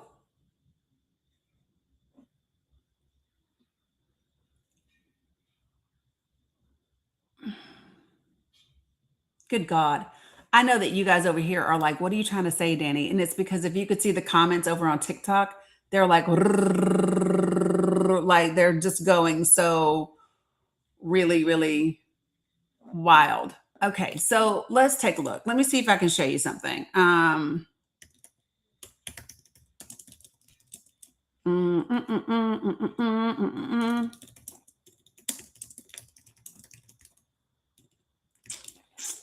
Boom, boom, boom. Okay. So an encounter. So do you all know the difference between an encounter and actual crossing? Because they're not the same. Do you all know the difference between an encounter and actually crossing into the country? Because an encounter means that they have actually been encountered by Customs and Border Patrol. That's what it means. So, for example, when you look at, I'm just saying, you guys are wild. When you look, let me see if it'll let me go all the way back. Yeah. So when you look at fiscal year 2024, and in January, let me see. In January, it says that number was, hold on. I want the total numbers, not the individual for each thing. So in fiscal year 2024, and they tell you that in January, we had 176,195 encounters. That means those people were actually encountered at the border. They were actually encountered at the border. So they didn't cross, they didn't enter illegally, they were encountered at the border. That's what it means. Okay? That number okay, listen, in September of 2026, that number was 11,647. I'm on the Customs and Border Patrol website. That's what website I'm on. Just encountered invisible, and they will tell you. So like, yeah, it is a huge difference. It is a huge difference. So for 2025, you guys, the total number through September, because we don't have them all the way for the last quarter yet. For 2025, the number was 443,671 encounters at the border. In 2024, that number was 2,135,005. They were encounters. So under Donald Trump last year,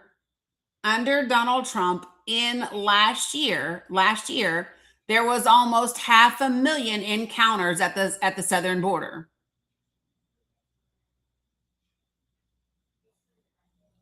I just want everybody to be clear.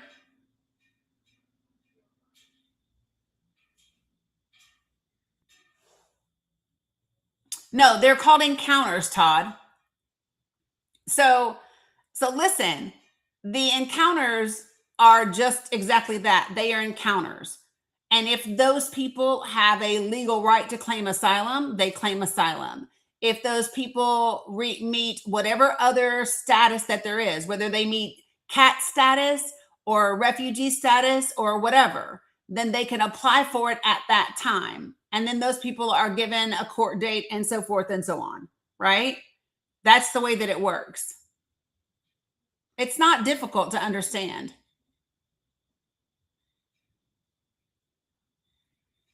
So, you know, I don't know why you guys are having such a hard time understanding that. Yeah. So for folks that here, let me just help you guys. Let me just help you because I think that this is always important to do. So this is U.S. Customs and Border Protection, Southwest Land Border Encounters. So these are all the fiscal years. See that? And then here are the actual numbers and the totals. That is for 2025. And already for fiscal year 2026, which started in October, there's been 32,661.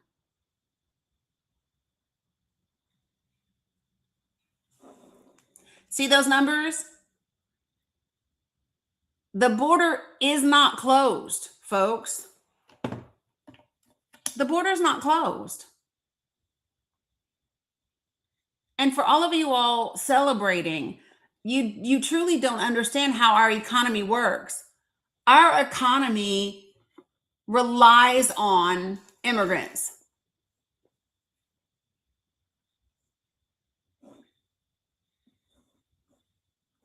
Our economy relies on immigrants.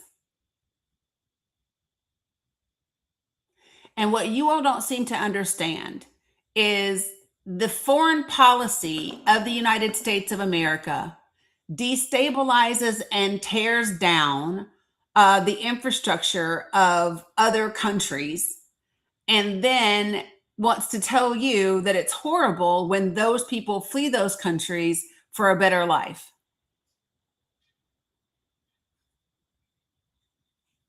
Like, that's just it. The United States of America has foreign policy. That foreign policy destabilizes and destroys the infrastructure and the economy of other countries.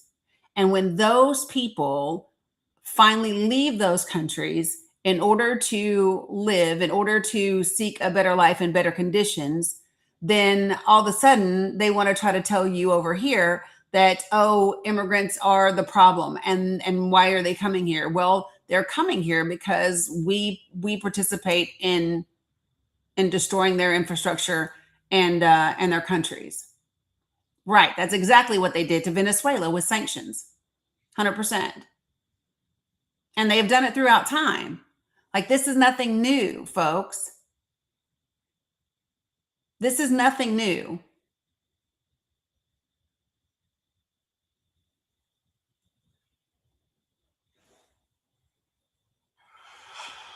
Hey, What's up, Island Boy? how you doing? How you doing? I'm fantastic. How are you? I'm good. I'm just trying to do some work while chatting with you. Yeah. Yeah. What you got for me? The thing you're talking about. I mean, we must never forget the whole racial issue with why they have, a problem with all these immigrants. You know what I'm saying? Mm-hmm. You know, and then when you throw in the fact that, like, it's 2 years old, the story is now, but like throwing the fact that for 2 years now, and every year since 2 years ago, the majority of babies born in this country, right, Mm-hmm. have been non-white. Right. And a huge share of those babies have been Black and Latino. Yep. Right? Mm-hmm. A huge share of those babies are Black and Latino. But collectively, Black, Latino, Asian babies and Pacific Islander babies, and particularly Pacific Islander, right, have been their reproductive rates overshadow those of white people. And there's a panic here. There's a great replacement theory panic going on that's driving this entire administration that drives MAGA. But the mainstream news media is too polite and too scared of Brendan Carr to actually talk about it directly and overtly. You know what I'm saying? Yeah.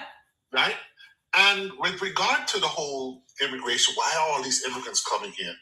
You need to talk about the magnates that are presently in charge and their ancestors, because they were the slave masters, the colonialists, the people that had insurance on black and brown bodies as they shipped them overseas.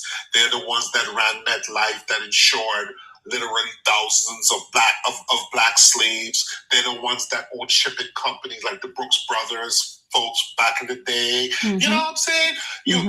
This is why you cannot go the globe over, right? Yeah. And basically grape and pillage and maraud the entire, what I like to call the tinted, darker toned southern geographies and eastern geographies with all the resources and literal freaking people, right? Yeah. Get all of that wealth and take it back to your mostly white alcoves, United States and Europe, right? And think, okay, now we've benevolently ended slavery. You people can chart your own course. We've let you go. You know, we are merciful. You know, God has smiled on us. God has told us to let you chart your own course. No, be fruitful, multiply, and prosper, but hint, just stay over there. Stay down there. Yeah. Stay there. Don't come here.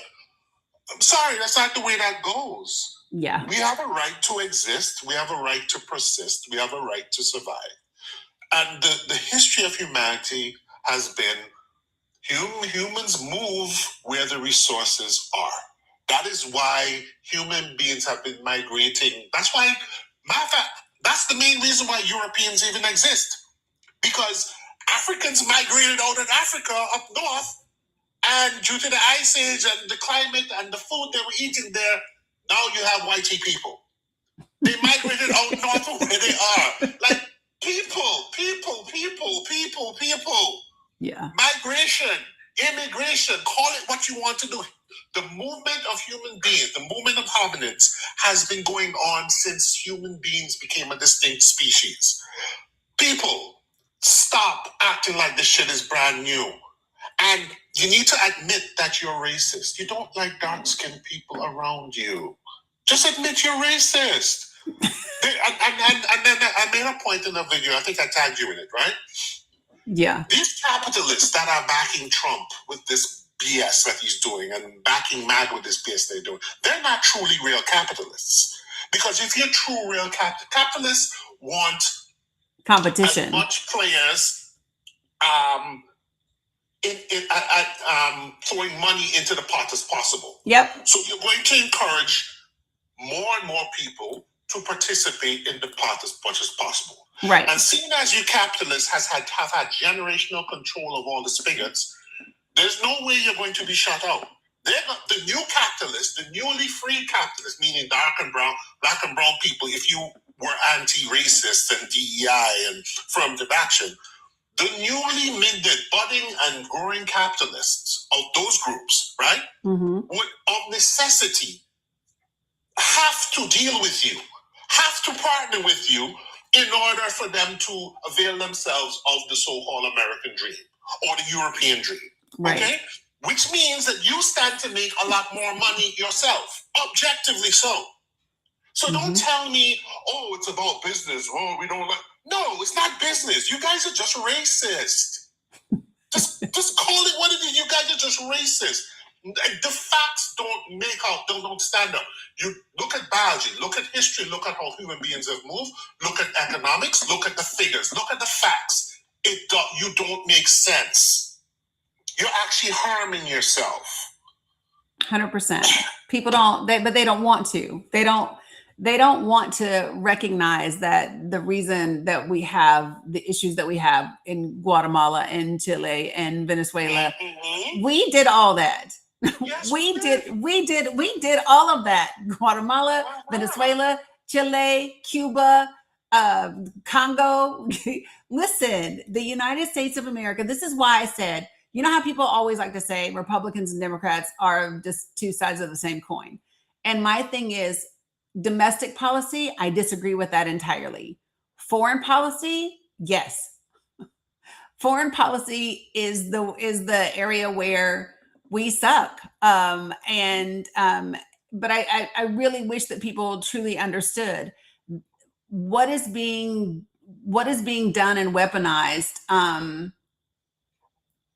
for a world that the majority of people don't want.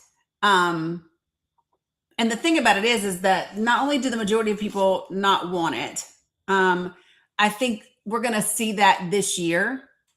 And the people that do think they want it don't understand what they're getting. No, they don't understand what they're getting, and that's the thing. And it's like Black women in particularly have been warning this country for literally generations. Yep. Y'all need to stop this. You're gonna hurt yourself. Please stop it. Please stop it. Okay, we're gonna go to the voting booth and we're gonna vote to save all of you, despite you hate us. Black women in particular have been doing that for generations. They saved Alabama. We gonna vote and do it and save you guys. Okay. Oh God. All right. You guys did it to yourself again. All right. We gonna go on to vote again. Let's go save you again. All right. Oh no, you did it to yourself again. All right. Let's do it again. Oh. After 2024, when it was so freaking obvious, it was the most open book test when it comes to voting we've had probably in generations. Mm-hmm. You mofos were like, no, we don't want you to have it. If you're gonna have it, you should have it. And these immigrants, this immigrant, he has a Lexus Jeep, and I've been here all my life, and I don't have it. So I'm voting for Trump to take away his Lexus Jeep. He shouldn't have it, and I don't That's have exactly it. it. That's exactly it. I made a video about that, and I saw that video, and I was just like, holy shit. These people are just avaricious as hell. They're rapacious. They're just jealous. They're just looking at everybody's money, man. And I'm just like, what are you doing? Yeah. Well, it's because, I know I'm from the South, right? And what I know to be true is the Southern strategy has been so effective. Oh my God. It has been so effective. And so many people don't even realize that we are like, for a while, the Southern strategy got overt, right? It's not now. It's back to what it was in the 1950s. When Lee Atwater said you can't say N-word, N-word, N-word. Oh, you pretty much can now. I mean, literally, Randy Fine set his ass in Florida and said if we have to choose between the dogs and the Muslims, the choice is easy. Like, how disgusting and Islamophobic and racist is that coming out of an elected official's mouth? And why the fuck is he still in office? And guess what? That guy gets sent up to Congress to get confirmed. Yeah, he's a YT nationalist. That dude is I mean, it's like, what are you talking about? Yep. Bruh, are you serious right now? Yeah, so if you heard, Chris Murphy asked him. Chris Murphy asked him specifically, Stab, my name is Dani. It's not girl. My name is Dani. You can call me by my name or don't call me anything. Let me just be clear about that. You need to deal with your name. I don't know what you think you're doing. You think you're going up in here and disrupting stuff. Yeah. She can talk for you because she has to live among you. And as a person of color, as a Black woman living in the South, she know you're behind better than you know your damn self. So take several seats and goodbye. Yeah. Thank you. I have lived in the South my entire life. And so you'd be surprised how much I know the people in the South. course we do. Are you eligible have for to. being called a veteran? I don't even know what do you mean, am I eligible? Yeah, so I'm going to tell you. So listen, folks, if you don't know what the Southern strategy is, you sure can't tell me about it. Look what I just got. Look, Island Boy, look what I just bought. Oh, I have that book too. Do I got you? that book too. Yes, I do. Of course I got that book. I You know just that? got it. I have that book. I I have just it got in it. Kindle. I have it on Kindle. I may just buy the paperback. You know what? I'll I'm just so put it because right I'm there. in front of the computer all the time. I like a book that I can touch. You know what I mean? And I'm a highlighter. I'm that girl. I'm the highlighter and the underliner and all of that. I don't think that people really understand. It's called the Long Southern Strategy. Mm-hmm. That's a book everybody should read, y'all. Yeah, That's a book and everybody should read. yeah, and oh, hold on. Sorry, let me show you. It is the Long Southern Strategy. That's the name of the book. Mm-hmm. And you know, I'm going back and looking at. I just need to reread things. To go back and reread like the new Jim Crow and several others that you have that book, Jay Yes, of course I Farah. do. Of course I do. I have that book too. Yeah, and so I'm just saying, I don't think that people really understand. Right, Sandra. That's why I said you can call me by my damn name or don't call me at all. It's the same thing as calling a black man boy. No, you don't. No, you don't. No. Grand Diva, you got to settle down. Settle down, settle down. Yes, Scotty ABC, I do have the 4 agreements. I know you're probably asking Island Boy pundit. But yeah, so oh, is it Brandy's birthday? Happy birthday, Brandy. Happy birthday, Brandy. What is he asking me? I don't know. I think he was asking if you had the book, The 4 Agreements. I think I do, yeah. I think my wife has the book here. I gotcha. Yeah, my wife has I don't know what that means, Music City. Mary said, and I hate Bud as a white woman. I didn't know that Bud was a racial thing. What does being white have to do with whether or not you like Bud? I'm confused. Oh no, that's that boycott that they did with Budweiser because they did feature. Is she saying Budweiser? Is that what she means? Because you know when she said Bud, you know what I thought. I don't know. I don't know, man. I don't want to touch that one. I'm gonna leave that one alone. When she said leave that one. I don't know. When she said Bud, I didn't know she meant Budweiser. I thought she meant. I was like, I'm confused. Why is that? Right, Mary Jane. I was just like, I'm so confused right now. I don't know what you mean about Bud, bro. I'm thinking Budweiser. I know they were boycotting Budweiser because they had a trans person in their ad something like a couple years ago, a year or so ago. I think they were boycotting more than that in 2024. I'm confused. I don't know what she was talking about. So you got to be clear. You got to be clear and specific when you speak, because I don't know what we're talking about, right? I don't know. Yeah. So I think so. Listen, let me just say this, folks. I have played the clip of Lee Atwater a bunch of times, where he's being recorded, and he's sitting in the White House when he says it, you all. And he says, you start out in 1954 saying N-word, N-word, N-word. By the 1960s, you can't say that anymore. So you got to say things like forced busing and states' rights. And, then you get in after the 70s, 80s, and you have to be even more abstract. And you got to say things like cutting taxes. And what he said, and the reality is they all have the same impact, is it hurts blacks more than whites. I mean, literally, he said it, that was the objective. Yeah.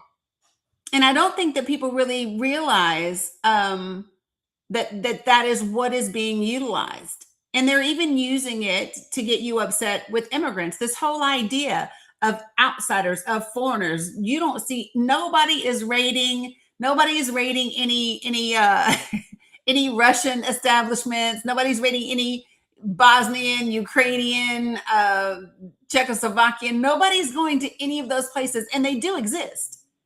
They do. They live in communities just like brown people do. But you don't see ICE going into any of those places. The only person you see is you look. And what did I say? You look like you're not from here. What does that even fucking mean? Right? And so I just think it's really important for people to, sit with yourself for a minute, because if you're not even able to acknowledge that, then you have extreme cognitive dissonance in this moment. And you're not being honest, because that is the reality, right? So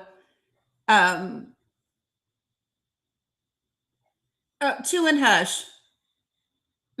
Just hush. People are surreal. Yeah, they really are. It's just wild to me. Like, this has them so triggered, right? This background, this thing right here has them so triggered. When I said saving the United States requires voting for Democrats in 2026, even if you don't like them. And here's why I tell you why it has these racists triggered, and they don't realize that they're racist. They swear they're not. And this is something that the Democratic Party, the establishment, has been, I'll say, they've been lamenting for decades. Mm-hmm. Lyndon B. Johnson said that because the Civil Rights Act vote in the 60s, that mm-hmm. the Democratic Party has lost the Southern white vote for generations to come. Yeah. Right? Yeah. The Democratic Party has been getting punished by whitey people for generations now because, quote unquote, to use Sarah Palin's word, they pal around too much with the blacks and the other minorities and now the LGBTQ and all of that stuff. People mm-hmm. they hate. Okay? Yeah. So Democrat has become a sotto voce slur synonym for black people, or yep. them funny sounding black and brown immigrants that won't speak English around them. So when they say they have to vote for blacks, they want to vote for the Democratic Party. They want to throw up. They want to puke. Oh my God! I don't think these N-word types. That party is full of these N-word types. We can't vote for them. What are you talking about? You're making my head explode. They're melting. They're like the Wicked Witch of the West that got water thrown on her and now she's melting. This is them. The water that they need to consume, that they need to wade into, is literally going to melt their brains. To survive, you're going to have to, quote unquote, pal around with the N-word types that you've been taught for generations to hate. Yeah. And you're hoping by hope somehow Trump is going to deliver you a path to survival where you can keep the N-word types down, separate, and underneath you and prosper. The problem is, them folks that are in charge right now, the Trumps of the world, the Fields, they don't care about them folk. They don't care about that. They do no longer care about upholding the myth of white supremacy. It's only thing they care about is you people are commodities to be exploited. And frankly, you're commodities. Matter of fact, you're like the fattened calf, and there's about time to basically unalive you for our feasting. Yeah. You know what I'm saying? It's like a national, global being capital gambit, where the vulture capital coming in and now they're looking to liquidate the population who they consider assets, yes, commodities. We're still slaves, people. Y'all think slavery only means us, only means black and brown folks. Like, I've seen literally whitey people's heads malfunction where the social studies or history teacher tells them, now, you whitey people in the class, imagine that you're slaves and imagine that the whitey people are the slave masters. white people have literally told the professors, I watched the experiment. That doesn't work. And then this kid says it without even realizing what he said. No, white people can't be slaves. He literally said it. I was just like, wow, there it is. Yeah, because that's the belief, right? You mentioned LBJ, and this is what his quote is the epitome of what Trump's campaign has been able to do. And here's the quote. He says, "If you can convince the lowest white man he's better than the best colored man, he won't notice you're picking his pocket. Hell, give him somebody to look down on, and he'll empty his pockets for you." That's the quote. That quote right there sums up the last 10 years when it comes to politics and the Trump campaign. That's it. They gave them someone to look down on, and then they emptied their pockets. What did Roger Stone say? Roger Stone said, "Hell, we love those people. They donate to your legal defense fund. They donate to your campaigns. They buy your books. They buy your pens. They buy your tennis shoes, your cereal boxes, the stones." That quote is so it represents the last 10 years in the Republican politics. Mm-hmm. It just does. 100% right. Because 100% right. because they have convinced them that they are better than the best. And yeah, with your signed rock too, exactly. And I don't think that people really, I don't know how many of you all have never heard that quote before. But that is exactly where we are. And that's why I say the Southern strategy has worked like it's been unbelievable. And where the Democratic Party fell off was after the Civil Rights Act of 64 and then Fair Housing Act of 68. And once they got through 73, 74, they stopped working for the equity of people, and they lost touch with the average American. Yep. They considered the fact that they were ball and chained to black people especially to be a problem. That's why Daniel Patrick Moynihan came up with his infamous Moynihan report, which I downloaded, by the way. I have that bad boy. That was surreal. It was an exercise in polite, sophisticated racism that is amazing. And here's the thing. I don't want both folks to say that both parties are the same. Yes, both parties have some racist shit they got to deal with. Yeah. But it's not the same. It's not the same. It is definitely not the same. And yeah. Another thing I want to mention too, which played into this time we're in, we're talking about the ELO people, the frozen folks, right? Okay. And they consider frozen folk part of law enforcement. And we know what modern day law enforcement was the genesis of modern law enforcement, right? Yeah. Slave catcher patrols. Yeah. Slave catcher patrols helped to maintain, I would say, the membrane, the integrity of the membrane of the whitey identity, right? They kept black people in their place. They managed black people, freed and slave, right? They kept black people in their place. And if you look at how law enforcement has functioned since then, it has frankly done that. It has gone into black communities, managed black people, called black people. Law enforcement has been instrumental in the literally more than 4,000 lynchings, that the ones on the record that we know about. Right. Law enforcement has been intimately participatory and arranging those things. Law enforcement, do the most horrific things. Remember Admiral Louimer in New York City in the 1990s with the broomstick. Y'all remember that? Okay? all of that stuff. So law enforcement has meant subliminally, subconsciously, at a macro level, has meant protection for whitey people, because whitey people project a lot of things subconsciously, collectively. They think that if black people and other people of color gain the same level as they do, have the same level of influence and an impact that they do, if they have parity, then they think that black and brown people are going to want to do back to them what's been done to them for centuries. Yeah. Even though we could have done that. There have been situations where we outnumber them in towns, in cities, in states, and we don't go about any bloodthirsty rampages trying to get them out of the state. We don't do that. Even when the minority of white people that think have committed crimes against us, we don't go on a rampage going after every single whitey person we see, like they've done.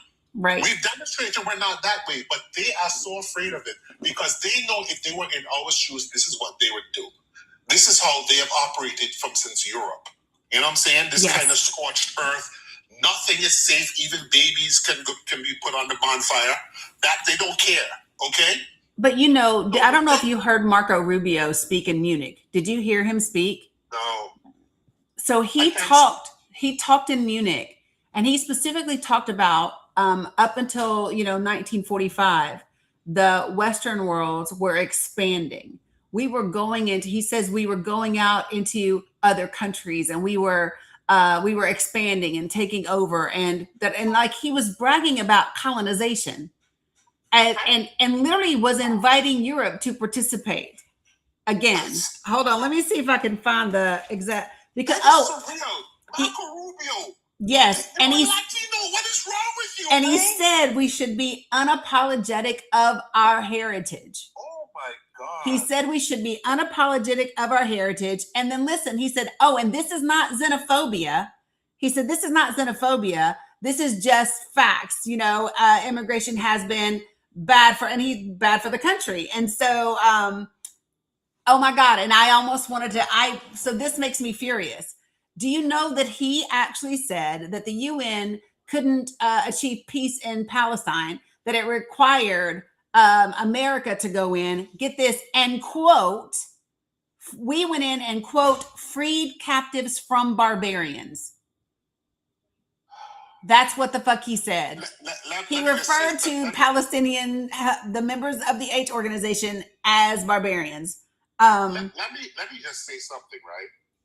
I will say it in Spanish for those who understand this shit.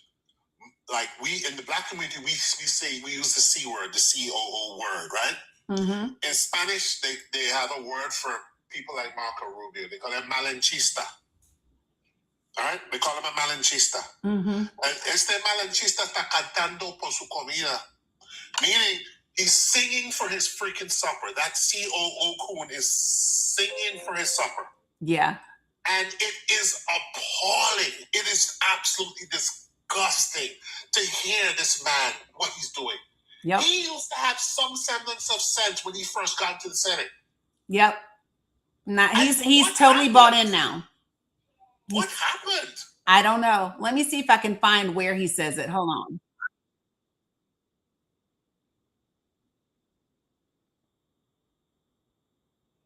Hold on. Let me see. Yeah. Hold on.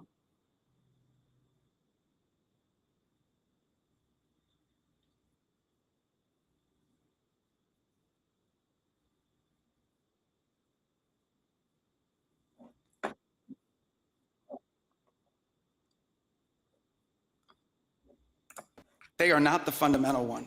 Let me see. The fundamental question we must answer at the outset those facts and to move forward to rebuild. Under President Trump, the United States of America will once again take on the task of renewal and restoration, driven by a vision of a future as proud, as sovereign, and as vital as our civilization's past. And while we are prepared, if necessary, to do this alone, it is our preference and it is our hope to do this together with you. So he said, our friends we are here in prepared, Europe, if necessary, to for go the United alone. States and Europe we belong together. But the roots began here on this continent long before. The men who settled and built the nation of my birth arrived on our shores carrying the memories and the traditions and the Christian faith of their ancestors as a sacred inheritance, an unbreakable link between the old world and the new. We are part of one civilization, Western civilization. Listen. We are bound to one another by the deepest bonds that nations could share. Western. Forged by centuries of shared history, Christian faith, culture, heritage, language, ancestry, and the sacrifices our forefathers made together Christian faith, for the common civilization to which we have fallen heir. And so this is why we Americans may sometimes come off as a little direct and urgent in our counsel. This is why President Trump demands seriousness and reciprocity from our friends here in Europe. The reason why, my friends, is because we care deeply.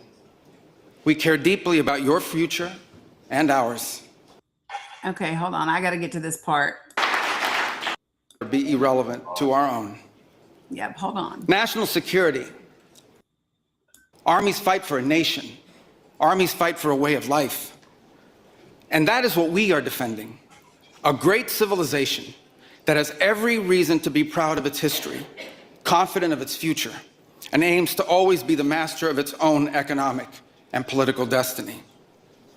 It was here, in Europe, where the ideas that planted the seeds of liberty that changed the world were born. It was here, in Europe, where which gave the world the rule of law, the universities, and the scientific revolution. It was this continent that produced the genius of Mozart and Beethoven, of Dante and Shakespeare, of Michelangelo and Da Vinci, of the Beatles and the Rolling Stones.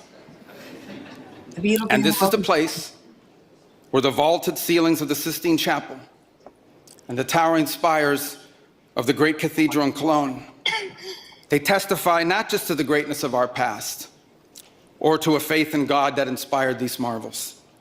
They foreshadow the wonders that await us in our future. But only if we are unapologetic in our heritage and proud of this common inheritance can we together begin the work of envisioning and shaping our economic and our political future. We have to be unapologetic. Deindustrialization was not inevitable. Listen to It was this. a conscious policy choice, a decades-long economic undertaking that stripped our nations of their wealth, of their productive capacity, and of their independence. And the loss of our supply chain sovereignty was not a function of a prosperous and healthy system of global trade. It was foolish. It was a foolish but voluntary transformation of our economy that left us dependent on others for our needs and dangerously vulnerable to crisis. Mass migration isn't some fringe concern of little consequence. It was and continues to be a crisis which is transforming and destabilizing societies all across the West. Together, we can reindustrialize our economies and rebuild our capacity to defend our people. But the work of this new alliance should not be focused just on military cooperation and reclaiming the industries of the past. It should also be focused on together advancing our mutual interests in new frontiers, unshackling our ingenuity, our creativity, and the dynamic spirit to build a new Western century. Commercial space travel and cutting-edge artificial intelligence, industrial automation and flex manufacturing, creating a Western supply chain for critical minerals not vulnerable. Okay, so hold on. I'm going to go forward a little bit because I want you to hear this one part. This thing is making my head explode. I know. Tool for good in the world. But we cannot ignore that today, on the most pressing matters before us, it has no answers and has played virtually no role. He's talking about the UN. It could not solve the war in Gaza. A few days Instead, ago. it was American leadership that freed captives from barbarians and brought about a fragile truce. It has not solved the war in Ukraine. Barbarians. It took American leadership in partnership with many of the countries here today just to bring the two sides to the table in search of a still elusive peace. It was powerless to constrain the nuclear program of radical Shia clerics in Tehran That required 14 bombs dropped with precision from American B-2 bombers. Wow. And it was unable to address the threat to our security from a narco-terrorist dictator in Venezuela. Oh. Instead, it took American special forces to bring this fugitive to justice. In a perfect world, all of these problems and more would be solved by diplomats and strongly worded resolutions. But we do not live in a perfect world. And we cannot continue to allow those who blatantly and openly threaten our citizens and endanger our global stability to shield themselves behind abstractions of international law which they themselves routinely violate. This is the path that President Trump and the United States has embarked upon. It is the path we ask you here in Europe to join us on. It is a path we have walked together before and hope to walk together again. For 5 centuries, Listen. before the end of the Second World War, the West had been expanding. Its missionaries, its pilgrims, its soldiers, its explorers pouring out from its shores to cross oceans, settle new continents, build vast empires extending out across the globe. But in 1945, for the first time since the age of Columbus, it was contracting. Europe was in ruins. Half of it lived behind an iron curtain, and the rest looked like it would soon follow. The great Western empires had entered into terminal decline, accelerated by godless communist revolutions and by anti-colonial uprisings that would transform the world and drape the red hammer and sickle across vast swaths of the map in the years to come. Against that backdrop, then as now, many came to believe that the West's age of dominance had come to an end, and that our future was destined to be a faint and feeble echo of our past. But together, our predecessors recognized that decline was a choice, and it was a choice they refused to make. This is what we did together once before, and this is what President Trump and the United States want to do again now.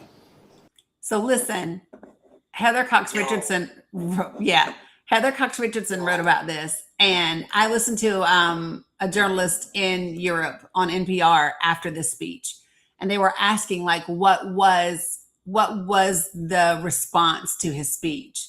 Because it was less in your face as JD Vance's was, right? Yeah. Listen to what they said. Listen what he said.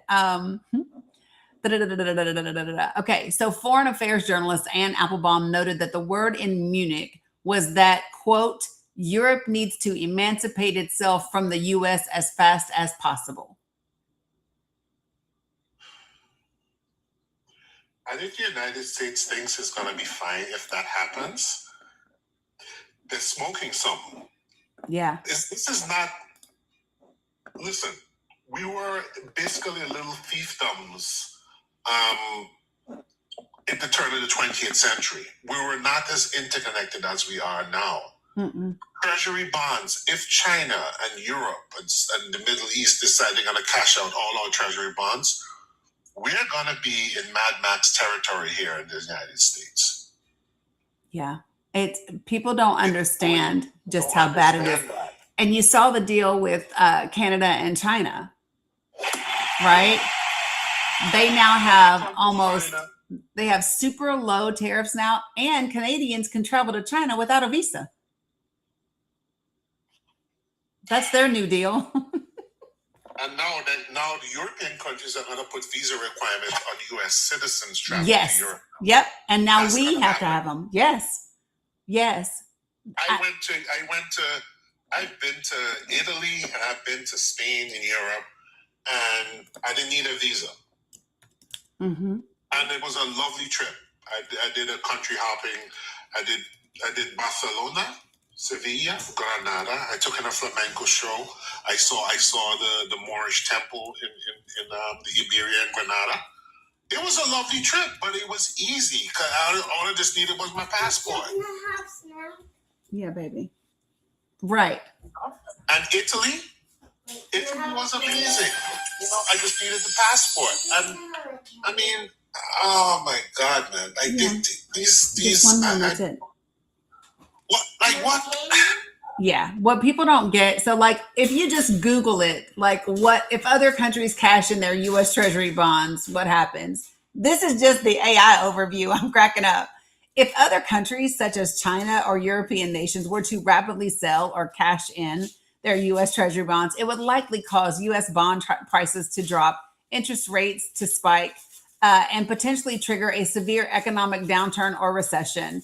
This action would increase borrowing costs for the U.S. government, impacting consumer loans and weakening the dollar, although it would also damage the economies of the selling nations. You know, I have one thing one thing I should tell people to download. I don't know if you have it already. You probably do. I don't know this. Remember this document they released It's just a hard candy. near the end of last year, I think in November sometime, called the National Security Strategy. Mm-hmm. It's 33 pages. It's very brief. But that is a geopolitical version of the Great Replacement Theory. I think I know Most this.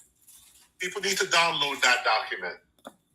It is basically they're basically telling Europe what Marco Rubio was saying in dressed up words. You have too much black and brown people in your countries, right? Mm-hmm. Black and brown people in your countries have too much parity. And black and brown people in your countries are not going to accede to a white supremacist global agenda.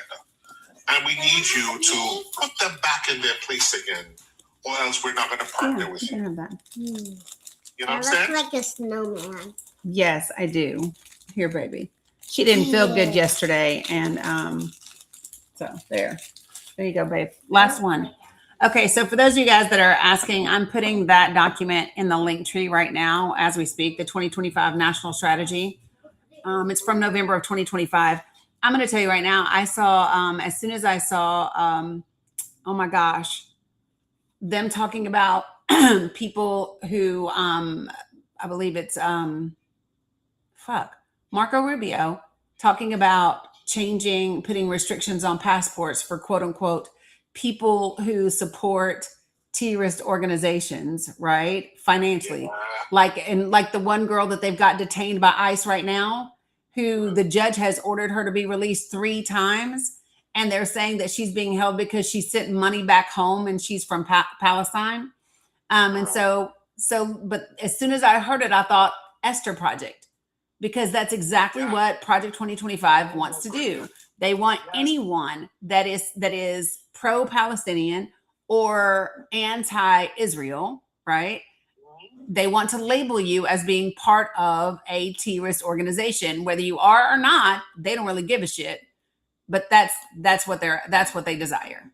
Let me say something with these folks, right? They have been nothing but very transparent with what they're doing, and they have such hubris that they put all their plans out there for everyone to see, and they love writing essays about their policy. Do you know what I call them? Right? I call them manifestos. Yeah, they're manifestos, and they're like addendums to the major policies things. So, like, the Federalist Society has been like, it started with the Powell Memo in the 70s, right? Mm-hmm. That was the grandfather of everything that we're seeing now. They've written various Federalist Society and Heritage Foundation memos and studies and papers throughout the 80s into the 90s. They're too many to mention. What a significant one that they came up with was how instructing how to form this group called ALEC. Oh yeah. Right? Yeah. That's been around for decades. The American Legislative Education Council, folks. Right, that too. So they've been publishing these things out there, and when you want to ask the Democrats, like, what are you doing or not, that's, whatever, we can deal with that. But I'm just saying, they've been out there and they've been mapping out their stuff. And what I've done, I have something called a Constitutional Rights Tracker, which I started working on in 2025, tying things back to things that I posted it on my Substack, right? Mm-hmm. And I'm keeping a running tracker of major items, things like executive orders and things of that sort, memos, the NSPM 7 memo. Remember that memo that you came up with, right? Okay. which is directly responsible for why the Palestinian girl is being held right now. That NSPM 7 memo, as well as the NSS, which they released, and Pam Bondi's memo she released in December, all of those things, and Project 2025 and Project Esther, right? Mm-hmm. Project Esther, by the way, is not just for religious things. It also plays into that whole education deprofessionalization that they're talking about too. Yeah. So Project 2025, Project Esther ties into the education deprofessionalization. And the hemp ban that they passed as part of the to open up the government again, that plays into Project 2025 as well, because it slightly targets minorities and other people of color who are getting some kind of breathing room from the hemp industry, right? Everything's connected to these people. Yeah. And the national security strategy takes what Project 2025, Project Esther, and the NSPM 7 is doing domestically and transfers that globally. All right? Okay. People need to understand that. The NSS, as Dani's talking about, it's only 33 pages. It's not a long read. You can actually have your phone read it for you while you're driving if you want to. Okay? It's not a long read, but it's breathtaking with how direct and how flagrant it is. But other times it's also frustrating because the language is very nebulous and very open to interpretation, and that makes it very dangerous. You know what I'm saying? Yes. And they do that on purpose. Yes, They make it passes legal muster. Yes. So the judges, the courts and stuff can't really point to something they're saying. Like the courts moved away from disparate impact, and now the courts now want something that says it explicitly for you to say, "Oh, this is the case," which is ridiculous. Right. You know what I'm saying? I am tripping out because I'm a multitasker, and I had Afton Bain on with me day before yesterday. She's the one who ran for Congress in Tennessee and damn near flipped District 7, right? She's a friend of mine. And we were talking about how some of the problems within the Democratic Party in Tennessee. She was like, Dani, there are some Democrats in the state legislature in Tennessee that have taken money from Core Civic. And I said, what? And she said, yeah. And so I just thought about that as you're talking about all these things. And so I put it in so I could pull up their PAC. Why did I not know? Did you know Thurgood Marshall Jr., son of the Supreme Court Justice, Oh, God. is on the board of directors and works for Core Civic? Oh, jeez. I didn't know that. Oh, no. I just was like, wait, who? Oh, no. Thurgood Marshall Jr. Oh, no. It says employer, Core Civic Inc., occupation member, board of directors. Get the fuck out of here. And the reason, so whenever I look at, let me just tell y'all, whenever I look up PAC stuff, I automatically click the amount so that it gives me the largest amount, so I can see the biggest donors first. That's what I do. I want to see the biggest donors first. And he was towards the top. And it's absolutely wild. Oh, God. I just, Oh, no. I don't even know what to say. I don't know what to say anymore, man. It's just like it's painful, you know, to see how people are sold out like that, you know. Right. And it's like I feel like when you talk about you have to vote for Democrats, right? Yes. Bit like this, it really makes it hard. Yeah. Because I remember in the 2024 election. I remember calling like Mikey Sherrill at the time and calling up my two senators in New Jersey at the time. I remember calling them up. I remember sending messages to the White House and stuff like that, saying like, you guys are like messing up. You guys are making it hard for me out here to meet people on the street and really convince them to talk to them and convince them to vote for you because of shit like this. And I remember one of my friends them saying, you know something? Some people are like, nah, I'm gonna vote for the couch. You know, two of my friends like, I'm gonna vote for the couch.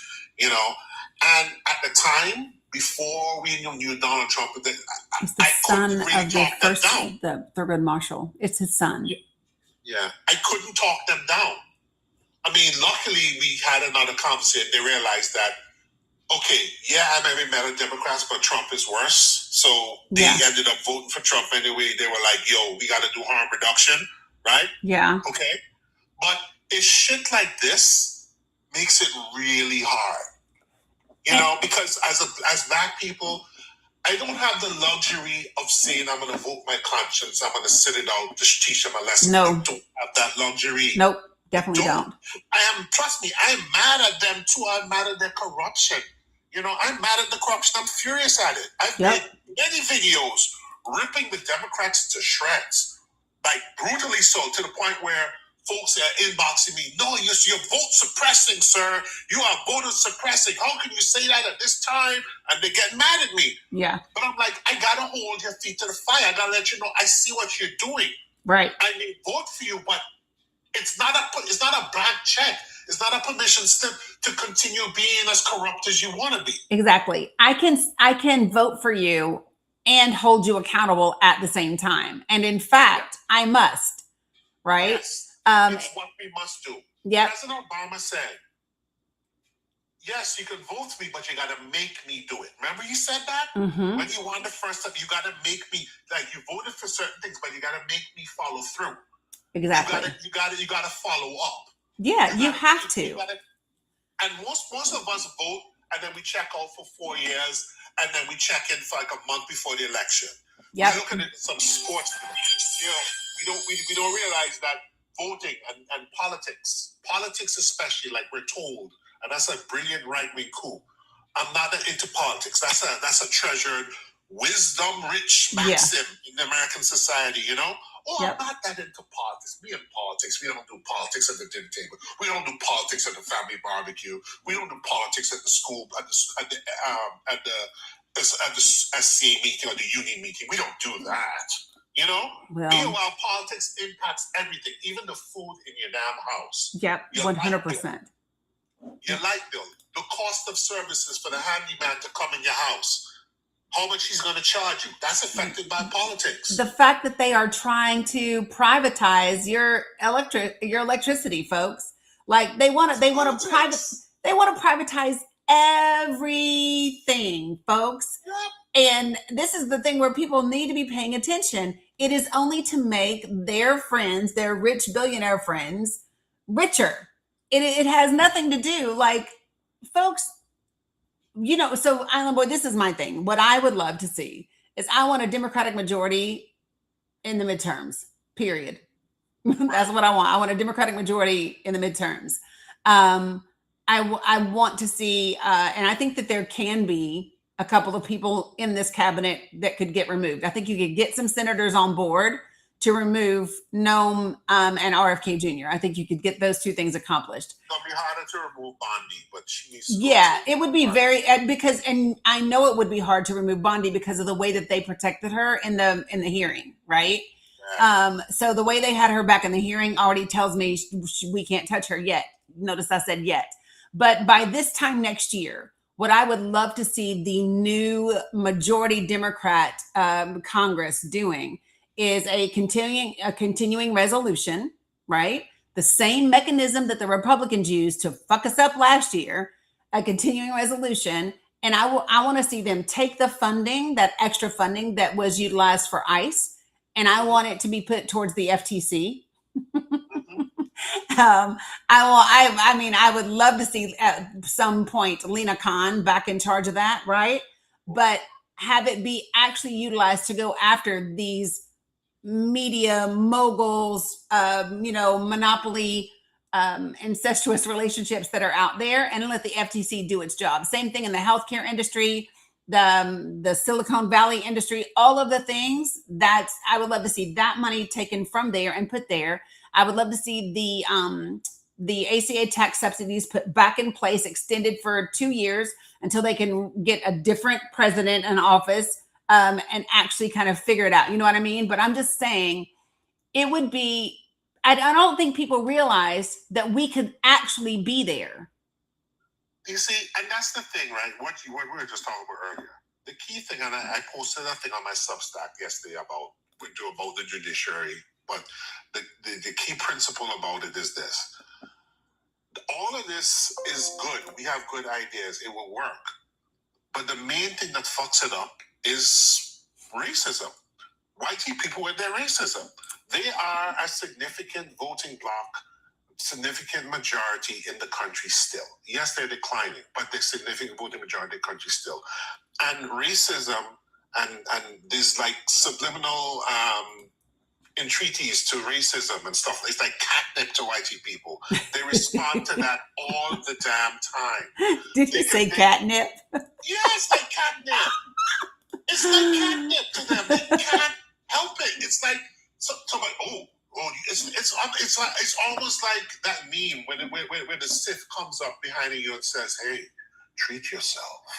Yeah. But in this case, it's like they come to people and they say like they come to like white people and they say like, "Oh, this Democrat or liberal or progressive one, hey, let's get some free healthcare. Let's get healthcare. You need healthcare for your grandma, your people," and they're like, something that sounds good. But then the Republicans come up and they will say like, "Hey, yeah, I know that sounds good. I know you like that. I know you want the healthcare, but honestly, do you think that those people, those black people, those black and brown immigrants, we don't even know they're legal. Do you know those black and brown immigrants and those black people deserve it? Do you think they're real Americans? Do you think they pay as much taxes as you do? Do you want them to have the same health care you do when you're going to be footing the but you're going to be paying for them? Sure you want But do that? you know what I think may be different by the time we get to November? Is this administration is so dumb. They are doing shit that is actually undercutting their base, the white people, right? And so, because like this is I've lived 50 plus years on this earth, right? And I've never seen white people as scared of their government as they are now. I've never seen it. Wow. I haven't. Have you? No, I'm just saying, wow, that just a notification just came across my thing. So there's a tight primary and some GOP candidate had an affair with an aide. Of course. Who committed suicide due to the affair. Wow. And so the GOP aide may actually lose the race and it go to the Democrat because of that. Wow. And I was just like, whoa, hold on, what is going on here, man? Like, and it's, and they're like they're such the self-imposed moral fount. Yes. They're the party of morals. Except they're not. Look at who's like, I was listening to, who was it listening to? They talked about Trump being in these files. Mm-hmm. He's mentioned in these files more than 1 million times. Yeah, he's and in that's the time. the latest thing. And then the connections to him bring that amount up to 2 million. So it's like he's mentioned every 4 files on average. I was just like, what the hell is going on? And they have a bunch of crap to say about President Obama. He's talking, he wants to arrest President Obama, but yet he has 3 baby mamas. Right. Had schmecks with a porn star while his wife was delivering their son. Mm-hmm. And he doesn't even know how to hold a Bible upright. He doesn't know the Bible. Remember that whole photo op he did in his first time when he held the Bible upside down? Yep, I remember. Parece como el diablo. When you've seen those horror movies when somebody is in the church or when the demon comes into the church, all of a sudden the crosses in the church turn upside down. Remember that? Yes. Yeah? And he held the Bible upside down. So I'm like, what's going on? Yeah. I'm like, these good Christian folks are just riding high for Trump, boy. I'm just like, yeah. But here's my thing. What I was saying before is what I think. I've never seen white people more scared of their government than right now in my lifetime. That's true. Okay. That's true. And so because of that, I think that if people go about this the right way, then it can be done, and it can be done successfully. And so for me, I think I think that it is possible. There will always be that remnant that you won't be able to reach. There will always be that remnant that isn't ready to do their own work, that doesn't want to address the subconscious and unconscious bias and beliefs that they have. There will always be that, right? Yeah. Mm-hmm. And I do believe that we have come far enough now that there are people that are seeing what's happening, like you see in Minnesota, right? Yeah. You saw white people hit the streets in droves in Minnesota. I think that we're so many generations ahead now. Kids today, their issues aren't what our issues were in school. They're still remnants of it, right? But the majority of what they encounter is different. Listen, I actually watch kids back where I'm from. It is 95% white, and Wow. and ICE is there right now. And I actually saw students from the high school walk out in protest of ICE. That's awesome. Right, I know. And I was like, that is awesome. So, so like I see things now that would have never happened back in the day. So while I know that race is still a thing, I also believe that that we've come far enough that it isn't the thing that wins. Not if we don't let it, and if we are smart enough to go about it the right way. And that's the one thing that concerns me about Democratic Party leadership. I don't know if the leadership is in tune enough to understand that what the people want from the party is this inclusive party. Like Afton and I were talking the other day, and she was saying during her campaign, she actually had AOC and Al Gore come, to participate. And she was like, so it just shows how the spectrum of the Democratic Party. And my point is that's what the Democratic Party needs on its ticket. That's what the Democratic Party needs in its language. That's what the Democratic Party needs across the board, is to show representation across like the spectrum of what people believe. And so she was saying, she was like, I think an AOC Andy Bashir ticket would be amazing. I'm not opposed. You know what I mean? But I'm not, and honestly, man, it's like, I hate what they're doing to Jasmine Crockett in Texas right now. Yeah. I really hate what they're doing to her right now in Texas. Talking about, she's not electable. Talking all this mess, like basically saying, oh yeah, we think the racists are gonna win. Texas is too racist; they're not gonna do anything. Like, you have to show up in the primary to try and buck that trend. Yeah, you know what I mean. So I know for a fact, like President Obama, I thought at first when President Obama was running, I thought he didn't have a shot. I thought he didn't have a shot, right? Yeah. When he ran back in the day. But guess what? Shoot, he won twice. Yeah. So if he could do that, and I think he's the first Democratic president, I think at least in his first term, who got a majority of white women to vote for him. Why do you think that is? You tell me. I'm not white. I don't know. I don't know. It has something to do with his appeal.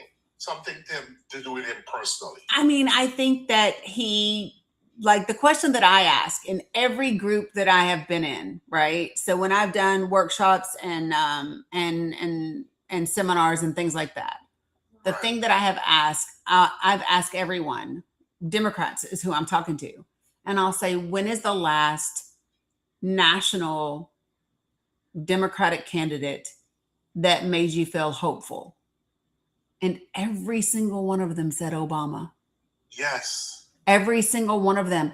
And I believe, so that's why people were talking about Oh my gosh, who was it that they were saying reminds them of Obama? Oh my God, the last elections.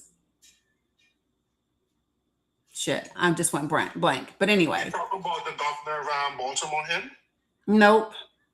Nope. It was somebody, Mom Dani. Yep, it was Mom Dani. And I said, Mom Dani does not remind you of Barack Obama. They are nowhere near the same. They're not the same. And I said, but do you know what it is? Is Mom Dani makes people feel hopeful. It's the hope that you feel. It's the hope. It's the authenticity. It's the average, ordinary, like he just connects with the people. And that's what people are missing. Yes. And that's what people want. They want someone that makes them hopeful and that makes people feel seen. Right now, I don't know if I'm trying to think about Democratic candidates that make people feel seen and make them feel hopeful. Unfortunately, you see, the thing why people are willing to overlook Trump, it's for the sake overlook all the things that Trump has done and has done, right? Him particularly. He makes these poor white and these in kind of like they were in the closet MAGA folks, right? Middle class MAGA folks. He actually makes them feel seen. They see what they've always wanted to say and do and be about. He makes for the first time in their lives, some of them, he embodies them, how they really feel about the world, how they see the world. And it doesn't matter what he does, they are going to hold on to him because he's the only person they've ever seen that spoke to them in that kind of way. But so and that kind of cognitive dissonance is where they're so enthralled to a person. Yeah. It's in direct opposition to what they need to literally live. Yeah. It's amazing. I believe that it is possible though. So here's my thing. So the way that I approach politics is twofold. I approach elections first with data as the foundation. I use election data to tell me where to go and who to talk to when I'm there. Okay. And then I have what I call the 4 pillars of policy, which is healthcare, education, housing, and economic mobility. That's the what. That's what I'm talking to them about, right? And then I have a technique that I teach people that is how to talk to people, right? So that's like this 3-pronged approach that I have. So like literally, I have been neck deep in election data for days now, and looking at 12 specific states, certain counties within those states, and the impact that they could have on houses, as well as the Senate, as well as presidential. So I'm actually looking, so I'm going to give you an example. I'm not going to name the state, okay? But there's a state that I looked at, and by focusing on just 4 counties in this particular state, just 4 counties would give them half of the votes needed to flip that district, that entire district. And those aren't the only counties in that district. You know what I mean? It would account for 52.8% of the votes needed between the people that voted third party and the registered voters not voting. That would account for almost 53% of the votes needed. Okay. That's low-hanging fruit. Registered voters not voting is low-hanging fruit because at one point in time, those people wanted to vote. That same strategy for the entire, I think it's 16 counties, right? The number of votes for the presidential election focusing on these 16 counties, just focusing on the people that voted third party, not even the registered voters that didn't vote, but just the people that voted third party was 59% of the difference. Huh. Mm-hmm. Okay. And if it was the registered voters not voting, it was insane. It was through the roof because over 1 million people in the state didn't vote. Yeah, that's actually, I have to say we're the one of the worst in terms of developed countries. Our voter participation is so low. Yep. You know what I'm saying? Yep. Most of the countries, UK, Europe, Caribbean, South America, Central Latin America, people vote in those elections at very high percentages. Yep. Because they understand the consequence. Yeah. People don't. It's like obvious. Like they look at us like, why do so many old people stay home? Like, what's wrong with you people? You know, it's the voter apathy. But so to give you an idea, so like I'm my strategy that I'm putting together. I'm actually gonna do a webinar on it on March 8th. The people can sign up on my link tree to come, right? And I'm going to walk people through this thing, and we'll just see if people like it and implement it or do whatever. But like, I can tell you a second state that I've done all of their numbers, and just in their state, it is 18. Wait, yeah, 1, 2, 3. Yeah, no, I'm lying. I knew that was wrong.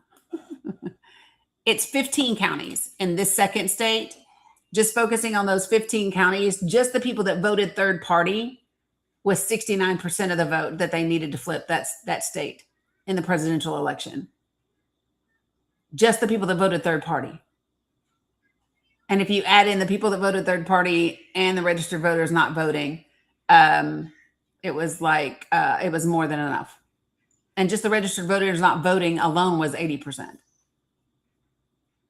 But I'm just saying, so for me, the data tells me where to go. And then when we talk about what to talk about, I'm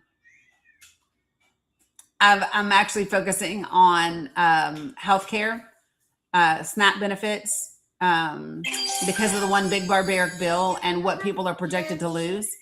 And then I'm focused on, wait, nope, you already had one. Hold on, I'm almost done. I'm also focused on ICE operations in those particular places.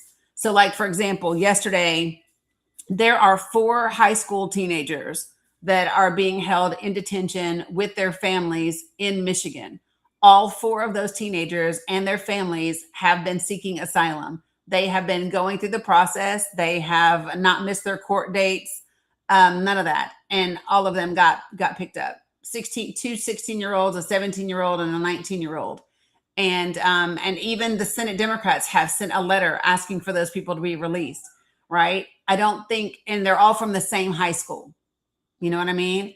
And so I think it's really important to be able to use those facts, and to be able to show it to people. This is what's happening in your own backyard. This is what's happening in your state, and using those specific examples for those states. And literally, I've created, let me see, 16, 32, 32, approximately 35 graphics, social media graphics that are ready to go, that have the numbers on them for Medicaid loss and whatever.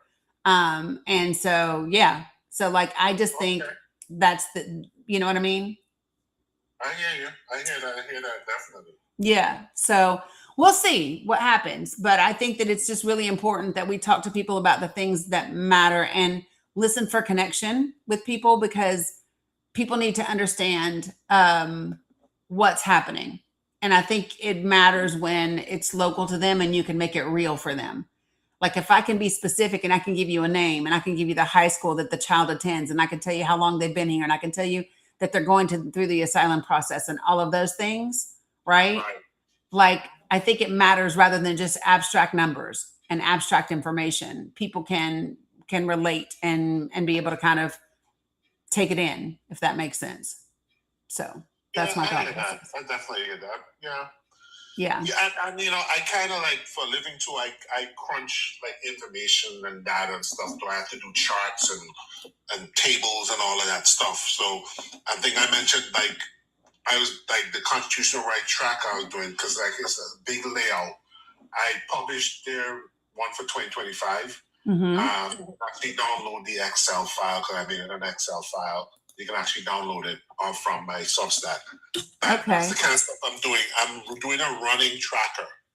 And again, some people may have a problem with AI, but I have the AI following up with me with different bills that are passed in Congress. Yeah. Right, that are significant, that are directly tied to Project 2025. Yeah. So the tracker is tied back to Project 2025.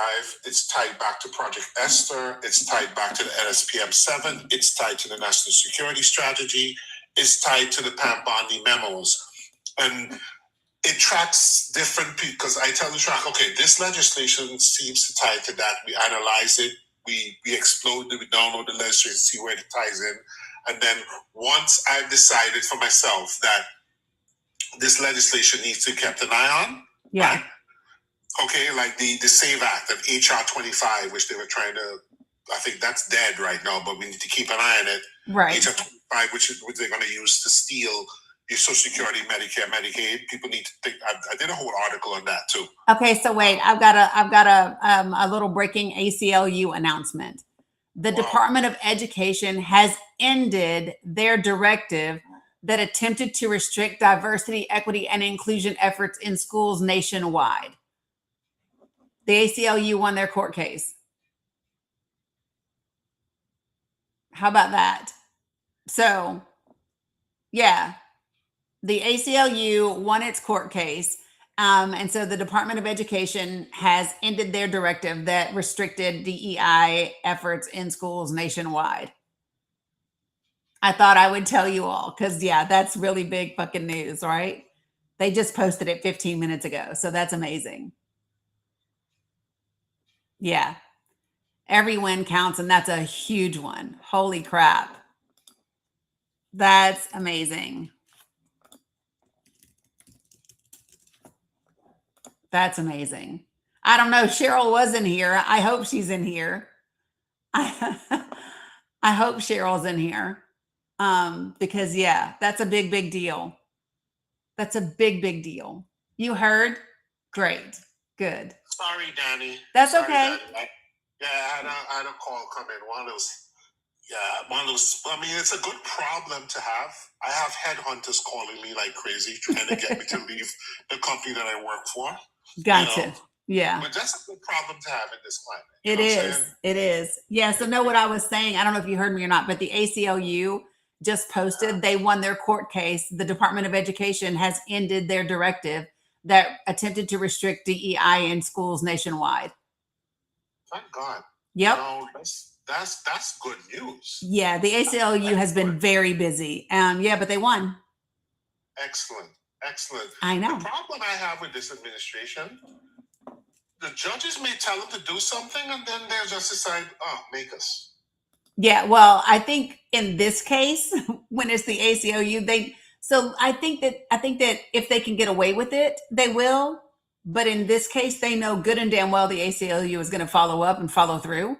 And then that becomes a problem. Yeah, because it's like the ACLU is one of the few organizations that has the resources to take it all the way to the top. Yep. You know what I'm saying? And you know, I wrote about this too, like nationwide injunctions, them neutering nationwide injunctions as much as they did in Trump v. Casso is a huge blow to the judicial checks and balances. Yeah. Huge blow. And making it a class it makes it difficult. 100%. Yeah, you have to do class action now, and class action lawsuits are much more labor intensive. Yeah. Because like only how a federal judge can grant a nationwide injunction, you have to have a class action lawsuit where it has to be the attorney general of a state or a city or something. I mean, then even then it's piecemeal, you know? Yeah. I think You they know, have to meet the definition of class and whatever that means. So I'm not sure. Yeah. Good for the ACLU. Hell yeah. They are worth donating to and supporting, folks. If you're not, if you are not, I've donated to them before. I think I'm gonna re-up and start donating again. yeah. You know? But yeah, so listen, folks, I need to cover just a couple of different things. If you're a subscriber, we have book club on the 28th. So we have book club Saturday the 28th at 11 a.m. If you are a subscriber. And then did I set a March day for a movie? I don't know that I set a March day for a movie night. I don't think that I did.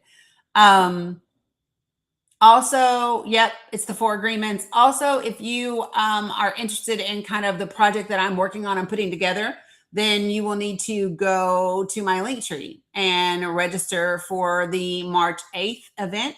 And you will get a link sent to you in order to do that so that you can be there and be with me in that way and find out what's up, Metal Rabbit, and find out what's going on and all the things. Listen, I want everybody to think about this. There's not a lot that is under our control, but we absolutely have the ability to influence things, and we've got to do that. And that's by staying engaged, staying grounded, staying hopeful, staying focused. And so that's the thing that I would offer you most. It is really easy to get pulled down into the quagmire and the dirt with everything that is going on here.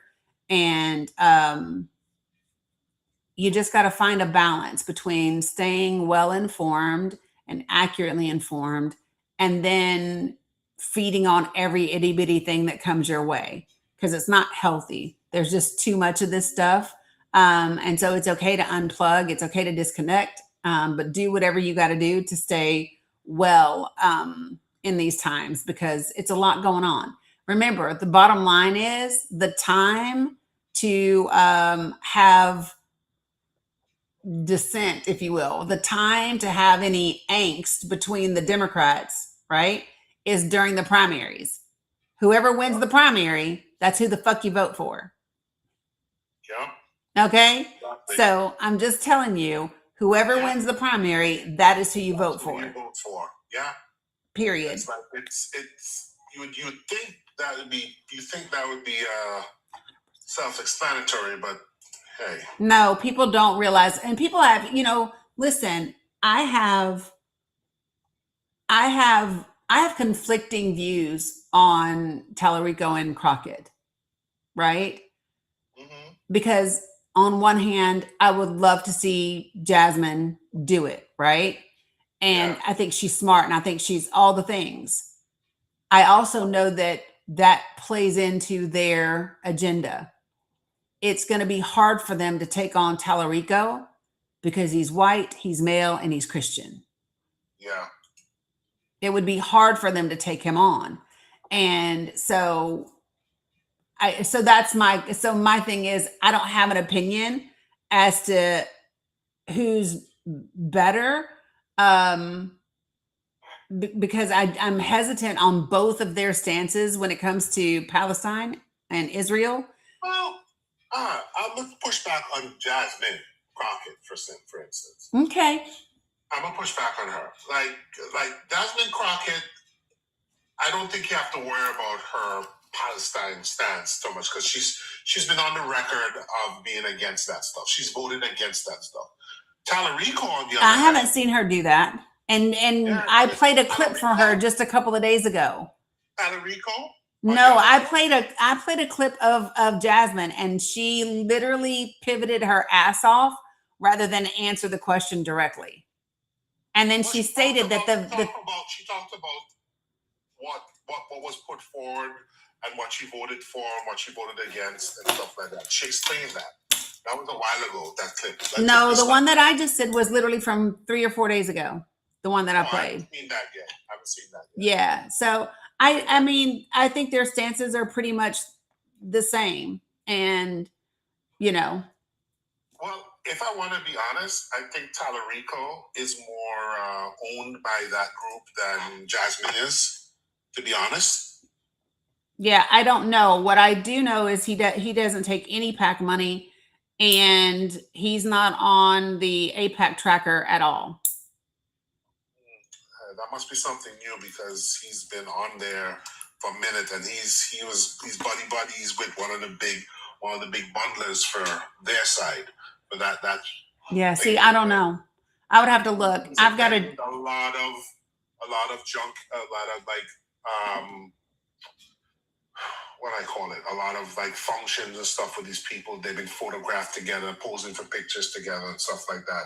So it makes me kind of wonder, like, okay, why were you at the same function, and why, if you know that's what the base wants, doesn't want that, why are you, hobnobbing with these people? Yeah. Yeah. And so that's my thing is I just have, like I said, it's whoever wins is who you vote for, yeah. Is who you vote for. But okay, so listen, today is Wednesday. This is the day that I have a hard stop at 1 p.m. Because I have a VA appointment. So I appreciate you, Island Boy, for rocking with me for a while. As usual, I enjoy talking to you. You're amazing. Right back at you. Appreciate you very much. All right, folks, I will see you all later. Take care of you. Love you, mean it. Peace. I've got to